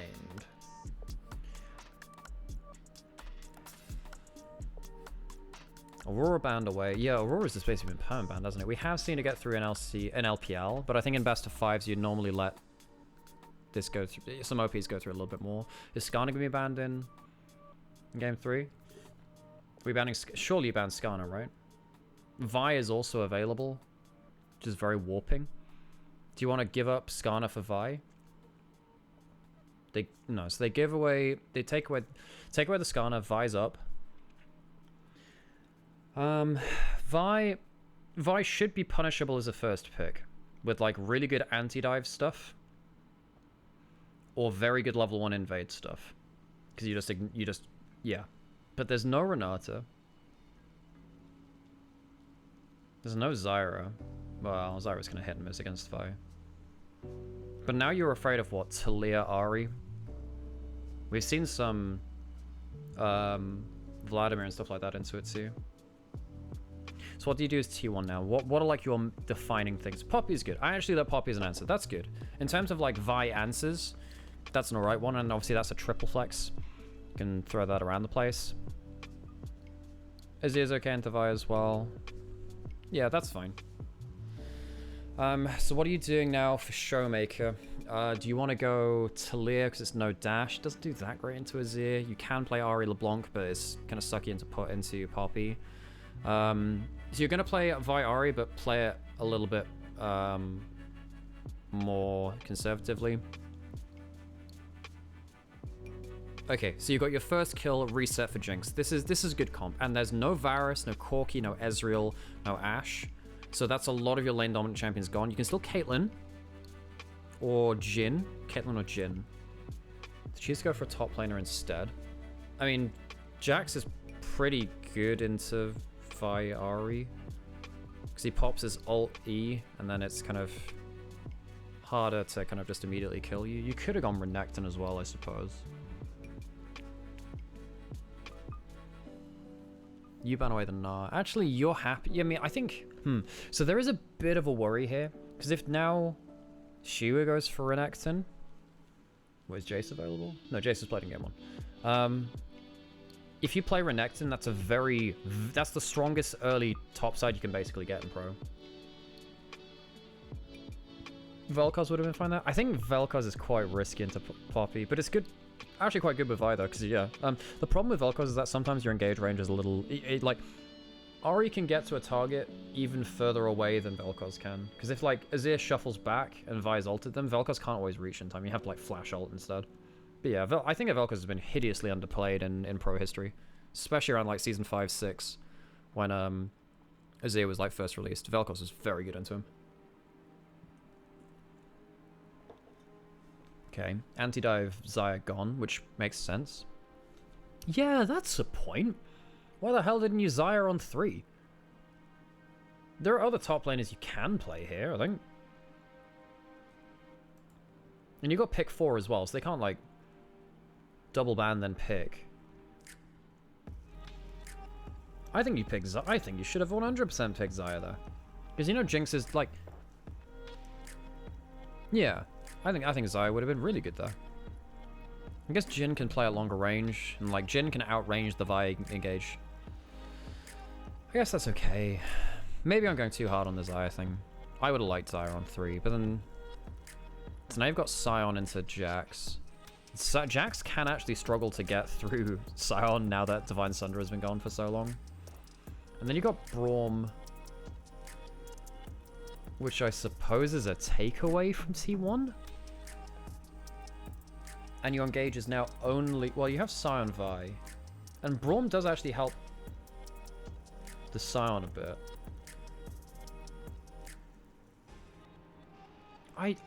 My instincts tell me there's something else you could pick for Braum there. You could have Alice... No. You could have Alisted. But Alistair is weaker in lane. Nautilus, I think, is a little bit... Well, you can't play Nautilus into Poppy. That's death. So what does T1 do as their last pick? Do they genuinely lock the Pike?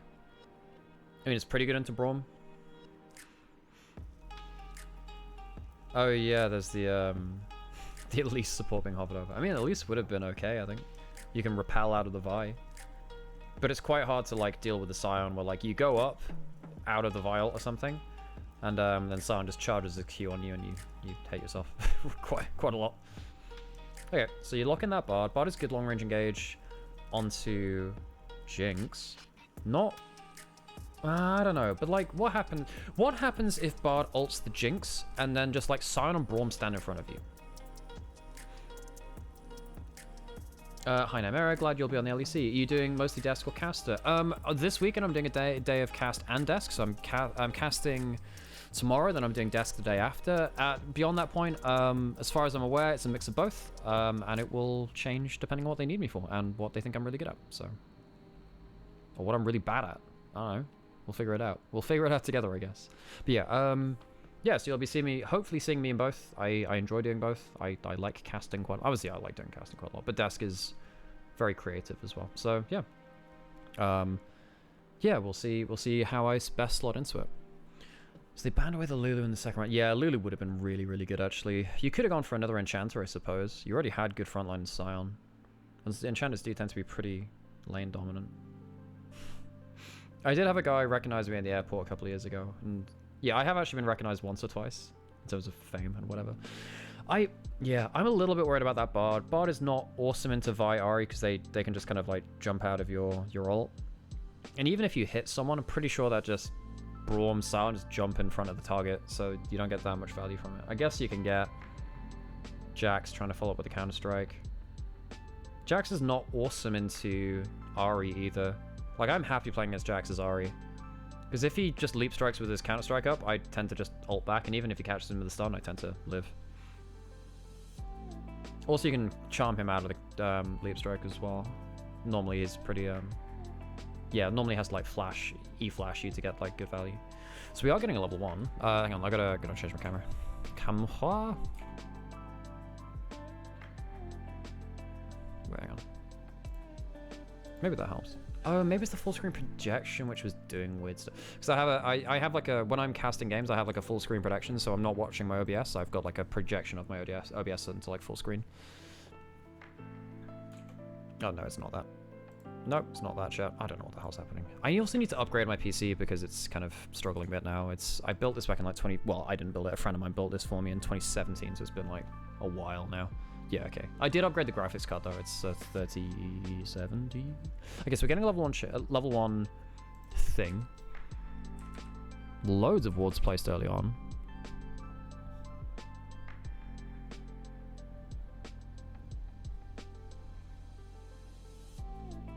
Okay, we already... I hate when the replay, like the cinematic, cuts off some really important level 1 wards.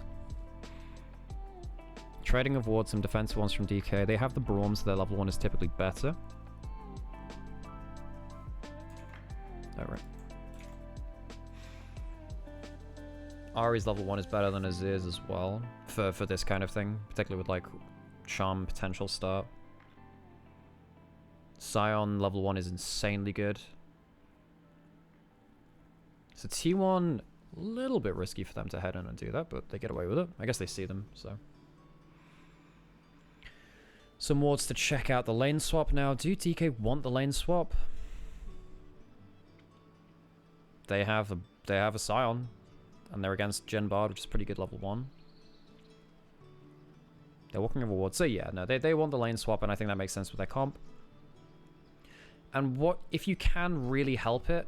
If you can get oh, Ari's gone Airy. Oh, it's Airy Ari. We don't get to see that much. Cool. It's very lane dominant. So you go Scorch Airy. You can go towards something like a Leandries with this build as well. This is actually very good. This is some like secret Ari tech. Well, not all the time, but like if you're into Vladimir, which is very important in this meta, or Silas, you can go Airy and build Oblivion Orb first item because it only procs on magic damage, which you don't get unless you're hitting them with skills and stuff. But Airy is magic damage. So you can auto-attack them and apply anti-heal, which means you get it for like the entirety of laning phase. So if you're against like hyper-healing comps, Swain as well can also be a part of this too in some cases. Airy Ari can be really good. I think ever since First Strike was nerfed, Airy has been like rising to a little bit more prominence again because it's just really good kind of like consistent chip damage, really good. Because Ari's auto-attacks have always been very slick to weave into a combo. And you get to like proc Scorch really well as well. What's up, Harold? I will do Harold. It'll be after this game at this point, but I will check that. Okay, so we've got Sion experiencing lane swaps. Is he going to level 2? Yeah. Okay, with level 2 hit now. I mean, hang on. It's quite hard because you're just going to get this cancelled, right? Doesn't Poppy just... well, okay. I guess Bard does it. And he walks next to the wall and doesn't flash, but... Oh, okay. I mean, going flash for flash is actually okay here. I mean, Bard will try and look for a stun here, maybe, to... I mean, no, I guess it's too long cooldown. Doran survives on the other side, but he's losing the XP. So... I mean, look at the XP bars. Doran's got half. Siwa's got like 3/4. Yes, man after my own heart. Showmaker, first back Dark Seal. Let's go. Yes, always do that. Ari wants to gets Dark Seal like at the quickest time mark possible for the first play of the game. Oof, good damage. People forget that Braum passive proccing is actually a ton of damage. But he also takes Tower Shot and is heated up, so that's not great. Okay, well, Siwa's gonna die again, but it's gonna be a Bow special. What you really want to do is kill him quickly enough and then stun him while he's in passive so he can't farm the wave well. That's legit what you want to do. Oh my god, he's still alive. They use the heal as well. Gets the shield. Okay, so they get him again, but it's another flash blown. And he still gets like access to all the... They don't care.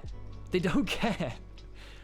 Like, by the way, one of the best ways to deal with someone like a Sion like this is to have a... I mean, obviously it doesn't apply to a Jhin, but if you can have a carry which can... oh, by the way, Showmaker's using Faker's Ari skin against him. But if you have like a Dark Seal building carry, just farming off of a Sion like that, then the Sion doesn't want to do that anymore. That's actually huge, because then, you know, like, I know as an Ari, if I can get to like 10 stacks on a Magi's, I just win games with that. But sadly, no one here can do that. But unironically, getting it on Bard would not be awful here as well. Oh yeah, by the way, folks, I do have a Discord. I mean, if you're seeing this on YouTube, I do have a Discord. There's some people talking about it in chat here. But yeah, feel free to join that. It is a public Discord. We'll be welcome to have you. You can follow for Nymaera updates. That sounds so corporate. And when I'm streaming in clips, which are apparently very funny, which I'll watch after stream. I mean, like, Siwa is still getting all this XP. This is why Sion's really good in lane swaps. Even if you kill him, he gets the XP. Like, he's still up like a quarter of a level on Doran, even though he's been dove a lot. And he got the gold from the CS as well, so he's happy with that. Although Doran's also been farming pretty well too, so...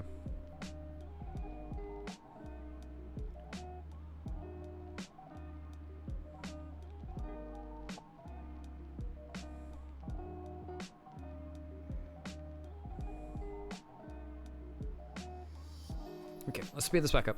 I forgot to do that earlier. But yeah, Showmaker's just controlling mid for the early few levels, like you tend to do as Ahri. Your wave control's very good. And Suru just does not care about this lane now. He's just going to be mousing.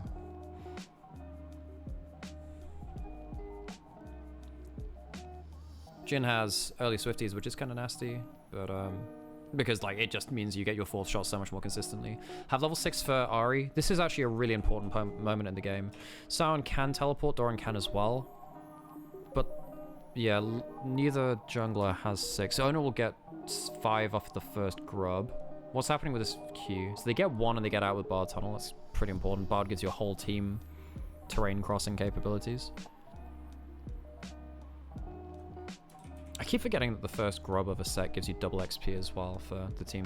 Well, the first one that each team takes of a set gives you double XP.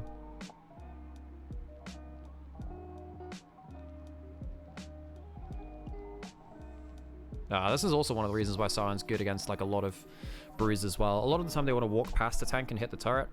Sion's wave clear is so good that you don't get to do that for free. Not as free, anyway. Level 6 for Lucid now. You're now looking for the first big player of the game where Lucid Showmaker can kind of like pop off, get stacks for Ahri, potentially a reset for aiming as well.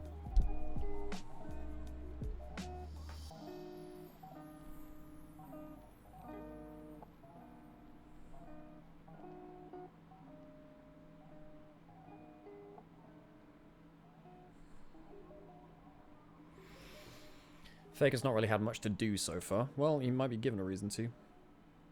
Okay, that's good. Yeah, Beryl can't threaten there, and Beryl's just way too far from anyone else. That was greedy as hell. Why did Beryl think he could get away with that? Lucy's on red. Jinx shows bot lane, so they know that Jinx isn't there. And honestly, with Keria having heal and Jhin being within W range, and also Jinx not being level 6, like, there is no reason to not go for this, actually. Even if you get an ult coming through from Ahri, I'm pretty sure that they can't do anything there. Very overambitious for Beryl.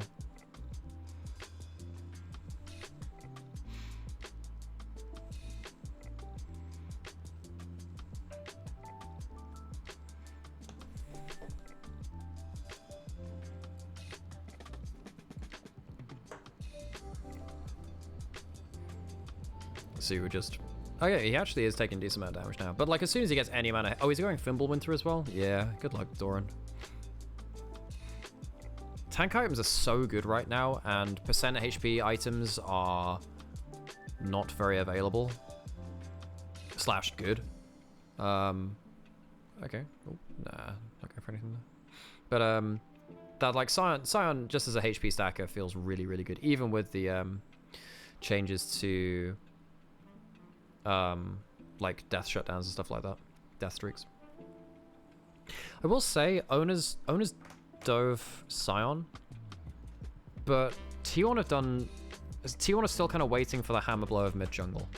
If mid jungle get a good combo, I'm pretty sure that DK still just like absolutely pop, because T1 need to make sure that like they need to make sure that this game doesn't become about the Vi Ahri, and then eventually about like the Sion Braum team fight, because Jinx is set up for success so well by the Vi Ahri because they're very good at giving the reset, which then I think means that Jinx out DPS is both Jhin and Azir, even when they have optimal scenarios. Maybe it gets different when Jax starts to be a big threat as well in late game, but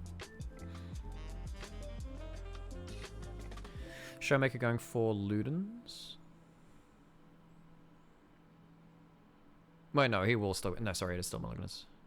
My bad. I don't know why I thought that. It's because it used to build out of that. Okay, on to grubs first to get what? We'll get 5 grubs.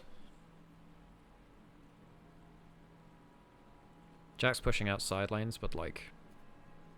I don't think it's going to achieve that much. Yeah, it's not like you can do that much, is there? Still no first big fight of the game for Vi Ahri.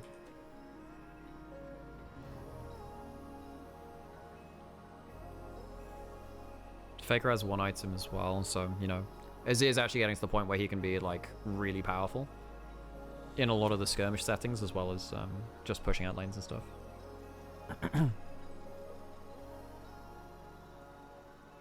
What are the win conditions here for T1?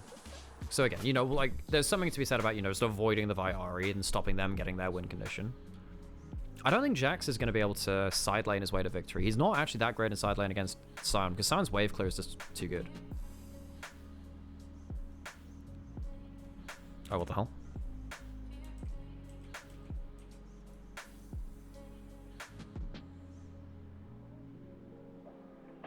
Okay, good Q combo. He has no magic resist or anything like that yet. What? Well, that's a combo for you. Yeah, well, that's Viari in a side lane. And you've now given 2 Dark Steel stacks to Ahri, who also gets a really good combo onto Doran, who can now ult out one last time as well. Now he can't. That was actually a bit greedy from Showmaker there. Wait, Beryl dies as Carrier dies as well? What happens here? So I mean that's just a classic Viari in a side lane,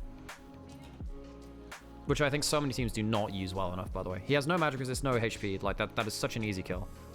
You can use 2 Ahri stacks to get out of there. Ona, what's Ona done there?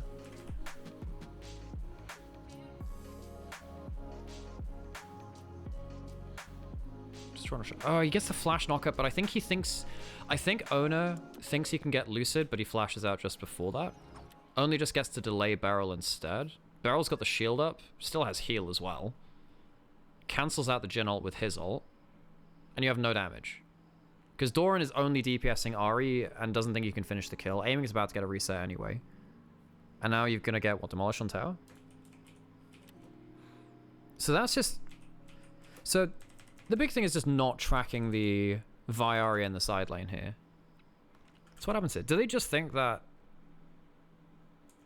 he's not a... I mean, as soon as you take that Q trade, actually, as soon as you take this trade here, the one which leaves Faker on 3/4 HP, because again, he has 0, well, he gets like a Doran's ring worth of HP, but no magic resist, no movement speed in his boots or tenacity or anything like that either.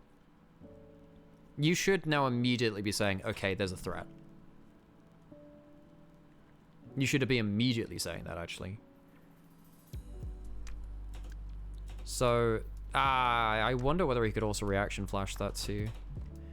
He flashes here, but this is the problem with Viari. They will follow you further than like any other combo in the game, really. I mean, you've got Nocturne Orianna, I suppose, and some Kai'Sa stuff, but... Is Ona beelining his way there already? I haven't seen it. So Ona's doing Raptors. He's heading towards this anyway. But like Faker should just stand off this wave. I don't think you can do this. I think as soon as you take that trade from the Ahri, that's where you have to just say, right, I'm out. Just lose a minion or 2 if you have to. Because Ona can like Ona can potentially like throw an ult if he's a little closer or whatever. And then we've seen it already. And then you get Demolish on tower. That gives you first tower. So they get themselves a feat of strength. But not, like, all of them. But they're now 1-1 in them. T1 get themselves dragon. But also, you know, you've suddenly got the 2-kill Jhin who's not ahead in gold now. And we've seen this already. Oh, shit. Let's not tip my Red Bull can over. And some Malignance for Ahri as well, so you can make those plays a lot quicker. Faker will be getting towards... He doesn't even go towards Merc Treads. He's going towards Leandri's second, but he's gone for Pen Boots. Well, I suppose Tenacity doesn't affect the Vi combo, but it doesn't mean that Ahri's going to get like really good, efficient damage on you, especially with the Miasma as well from the Malignance giving the flat pen.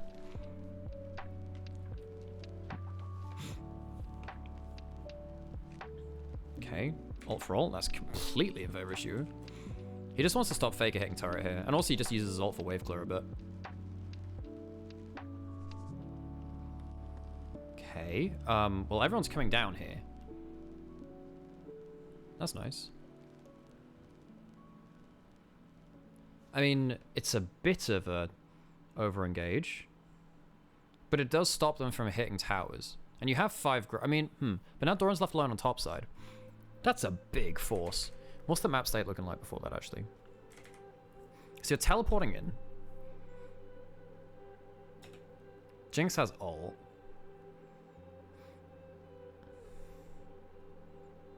A lot of vision in bot rivers. It's not like T1 don't see this coming. I mean, it's decent damage from Showmaker, but it's not like team fight winning. Doran gets time alone on the side lane, and he will take that turret now. And T1 have enough wave clear, I think. To, no, I guess you do have Viol. Maybe you can't stick around. Okay, that's fine. You have the 5 grubs. And Vi's threatening ult, so you can't stick around for that one. So you trade turret for turret, but one of them's onto a Jax who can't... So you still can't like wave clear against the Sion very well. Fimbulwinter first item. As soon as he starts building that up, that's... yeah. So between your W and your Fimbulwinter, it is a lot. Actually, and he has Demolish, doesn't he? Yeah, he has Demolish.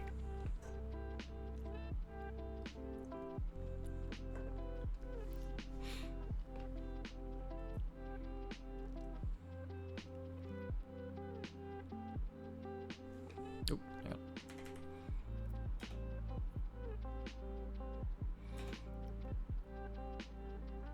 Oh, and they do get the Herald as well.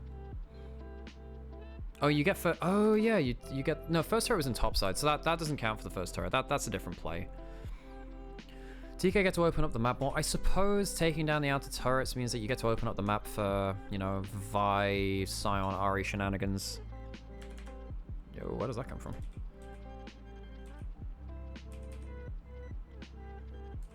So you trade turrets. Solo gold for Azir and bot side, though, which is important. I think Azir getting a load of solo gold is not something you really want. Doran walks onto the traps. Fourth shot forces cleanse as well from the stun. Aiming dies, maybe? No, it's alright. Not bad fireback from T1 though. Both summoners off of the Jinx is huge. Because now suddenly if you get like a Flash, Jax, or... I mean, if you get a Bard ult, that opens up potentially Azir or Sion to do something pretty huge. Also, my take on the feats of Strength and Atacon.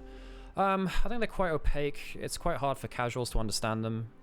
And I don't... I mean, and it makes you losing First Blood... I mean, the First Blood's being changed, but losing First Blood just makes it feel even worse, right?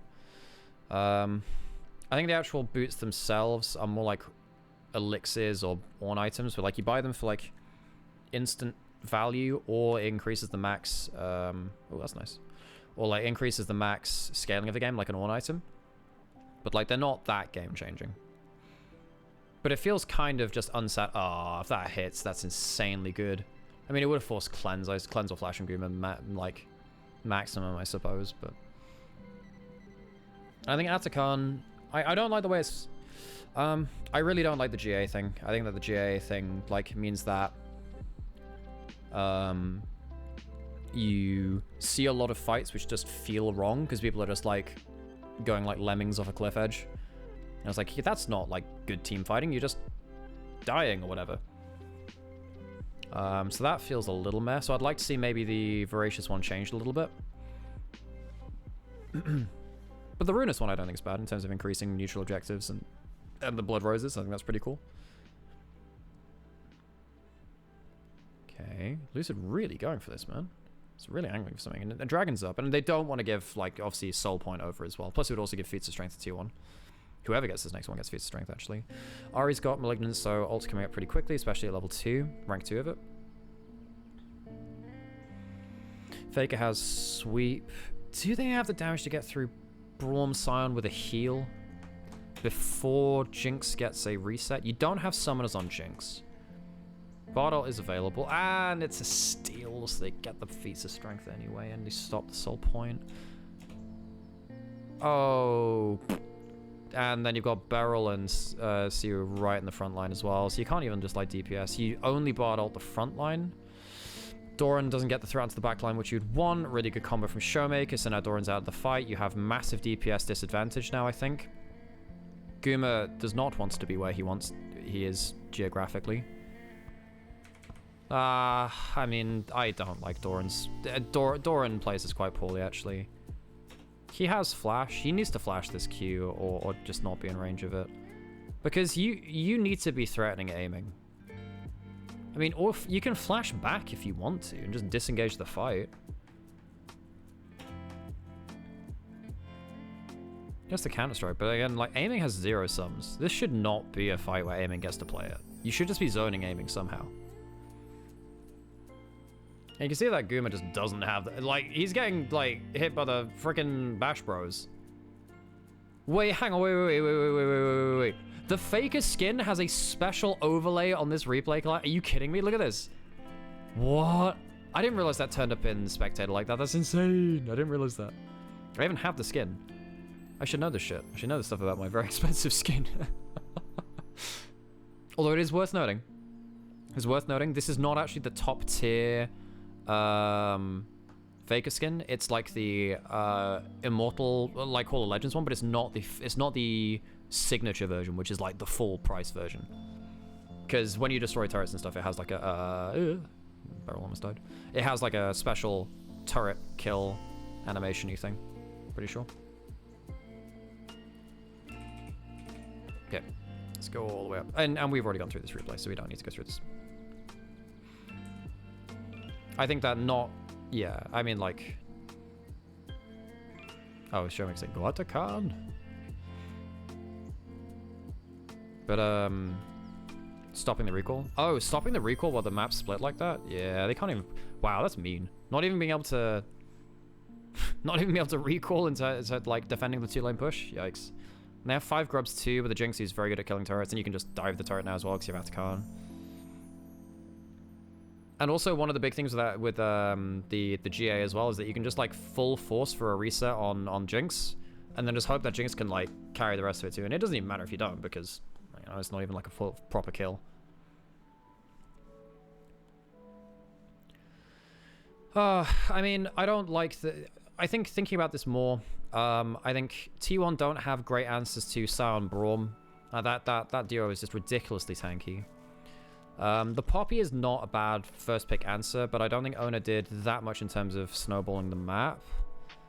I think that Carrier should have maybe picked a different champion from the bot. Wow, that's a nice ult in from Shiyu. Does it matter? So they get 1 kill here, and they get the resets for Ahri Jinx. Ooh, that's close as hell, man. If he managed to get like a short hop ult, that would have killed actually. Oh, that's close as hell. And he doesn't lose his Dark Seal. Perfect. And you get to not lose your Dark Seal stacks as well. Going to the Shadow Flame's completely fine here as well, because like you often have Sion Vi starting the fight, and it's just a cheaper item than Death Cap, and you can go towards yeah, and he's going towards Zhonya's after that, which is fine. I don't think you need to go Death Cap this game. There's no like hyper tank you need to cut through. Or something like that. Yeah, Showmaker plays this well actually. That's what I'm saying. Oh, if he short hop, if he just EQs and then does a short hop, he kills. He can get a short hop kill there.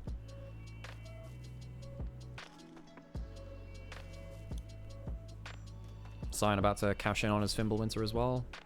God, this gold advantage is just way too much now.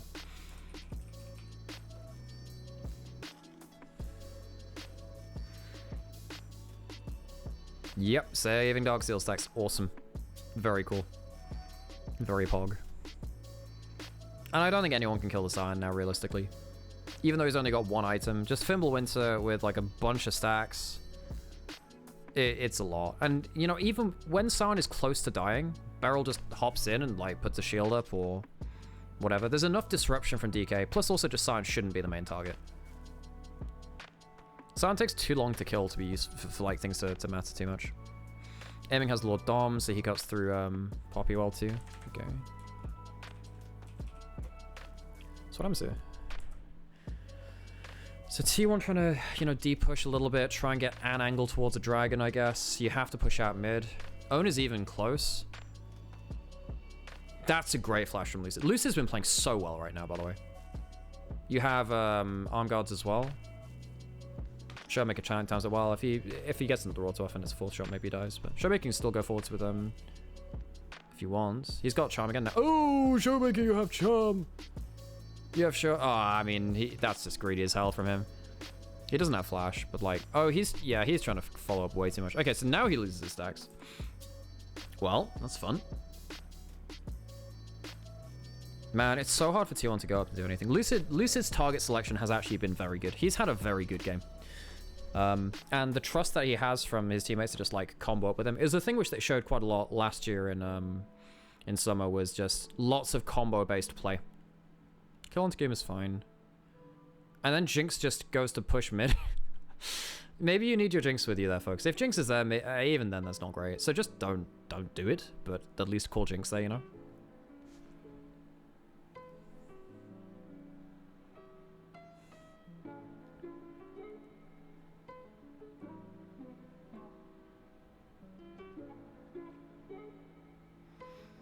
Braum be tanky. Even with the single Mountain Dragon. The single Mountain Dragon do be making playing some. Wow, and Guma has sums, but it doesn't matter. I mean, now you've lost both your sums. Doran gets himself in a turret, but realistically, what does that matter? I mean, he can teleport in, but does he have a good angle? He has like a Jin trap and one thing to the north. So he's teleporting north. Yeah, I don't know whether he flashes that blind. I don't think he does. He should know that it's coming. He must maybe know from context. Doing that, if that was like on reaction, that's absolutely insane.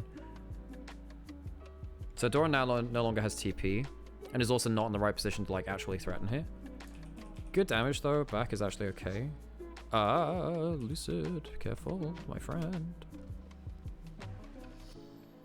Wait, Ona's gone Heartsteel and only has 69 stacks. Nice.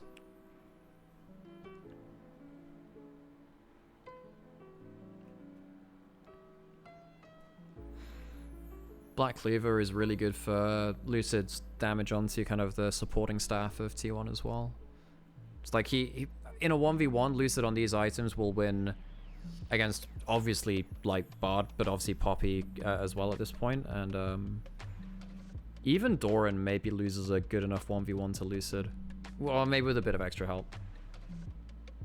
Like Vi is one of the highest damage junglers in the game if you get ahead of the game with the right build. Same with Wukong. Wukong Vi have very high damage.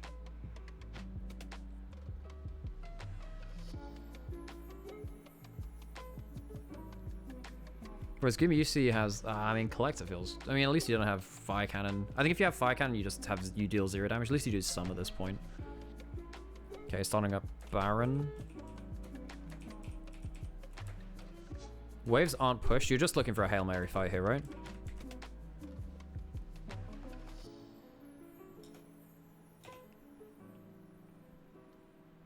Good ult by Barrel, but now they're not. Now they're just like randomly tanking Baron. What happens here? Jin W, Braum passive. Showmaker flashes in, so he doesn't have to get hit by the Poppy ult. Fake doesn't get aiming because he has flash. Showmaker has one of those big old ult buttons. Does die, but you get the kill there, but at what cost? I mean, it's what, three dead? 3 for 4. I mean, it's not the worst for T1. Faker very nearly gets aiming. If you get aiming, does that win you the fight? Ult does nothing from carrier. Baron's helping use your 6th man. Lucid uses the ult to go through the Poppy W. Instant kill into that.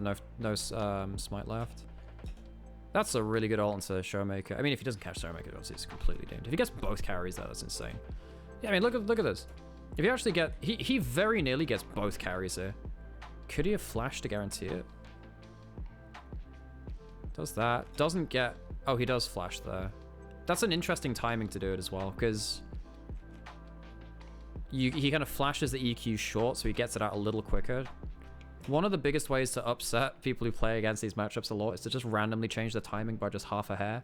That's why Zoe sometimes does QQR or QRQ in her combos, or Syndra with QE or EQ with her stuns. Same with Jace, actually, with like QE, EQ. Just changing that timing a little bit can change the way that people dodge and react to things. That W hit doesn't change anything. Okay.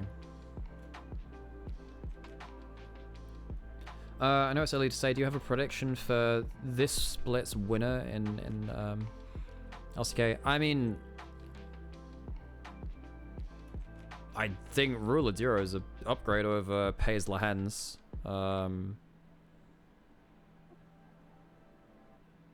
Yeah, I think that Genji is looking really, really scary. Like, really scary. Keen's still in magnificent form. Chovy's Chovy. And I think Ruler and Duro have already showed that they lane better than, like, Ruler and Missing did, so... And Canyon, like... Canyon is one of the more versatile junglers as well in the world.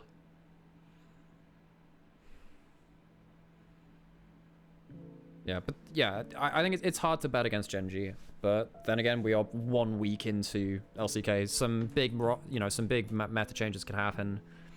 Maybe Fearless gets, maybe someone like Down One gets really good at Fearless drafting, because Showmaker's just a nutcase, and Lucid has been very good so far as well. HLE need a little bit of time to bond as well. Zeus is one of the best players in the world, but is he going to, he does play less like a 369 bin Keen Doran, where you like peel for AD carry more and you peel for your carries. He's less about that. He's a bit more about individual agency and damage. Does that need a little bit of while to readjust to? I'm not saying it's good or bad. T1 or T1. And Doran's actually been very consistent regionally, so every chance that they show up, it should be great. Okay, so now T1. Sorry, I was too busy answering that question. Who has teleport? T1. This is a big skill set, which I think a lot of teams should learn at a high level. Even if you lose a fight, put down wards. It means you can return to the scene of the crime and do something. So T1, after the fight's been done, they go and they use their vision. Ugh. Let me get a tissue. I have my hay fever strikes again.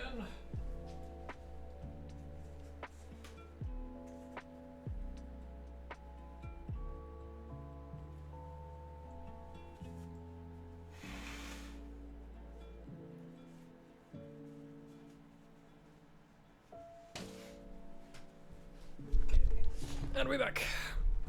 So yeah, T1 place a load of wards in that last fight. They clear out the last bit of remaining vision, and they have the vision advantage for this play. Jin uses his ult to speed this up from a long way away. That's quite innovative, but they don't get to finish off in time. So that sucks. So they give over... Wait, is just Jinx get involved in this kill? Yeah, they get excited. The timing's just a little bit off. Because, look, DK have a lot of veteran players too with, like, Showmaker aiming barrel. So they don't get tripped up by this. Another team might not have seen this coming, arrive a couple of seconds later, and it gives T1 the timing window. That's the way they make it out of this game. They're not winning the classic team fights. Very hard for them to kill the front line. Very hard for them to stop Jinx from doing stuff as well. Trying to reach the back line through the front line is a pain in the ass here. So honestly, look, really well played from DK. I think that Lucid has been very, very good this series. Yeah, I think Lucid has been very good. Showmaker's been on fantastic form. Shiwu, very good, multifaceted gameplay from him so far. I know that like his Rumble's not been as good from what I've seen in the games I've seen of it, but like he's actually had a very good debut, much better than most CL top laners do, because you need to showcase a lot of weak side and macro proficiency. So T1, not firing on all cylinders. I think that Owner and Carrier got a little bit outclassed in the games that they lost in. They fell behind the game and they couldn't really stabilize. Yeah, I mean, Fake played pretty well. Guma's game 1 wasn't awesome. Game 3 was decent from him though. Managed to play pretty well. And yeah, Doran couldn't really make the difference even when he had the gold lead. So yeah, anyway, folks, that'll do it for my VOD review here of T1 versus D plus Kia. I'm gonna end my stream here. I'll find someone to raid you guys over to. If you're watching on YouTube, I hope you enjoyed it as well. I hope I'll get to do this a little bit more, and I'll see you on the LEC tomorrow. And yeah, I'll see you.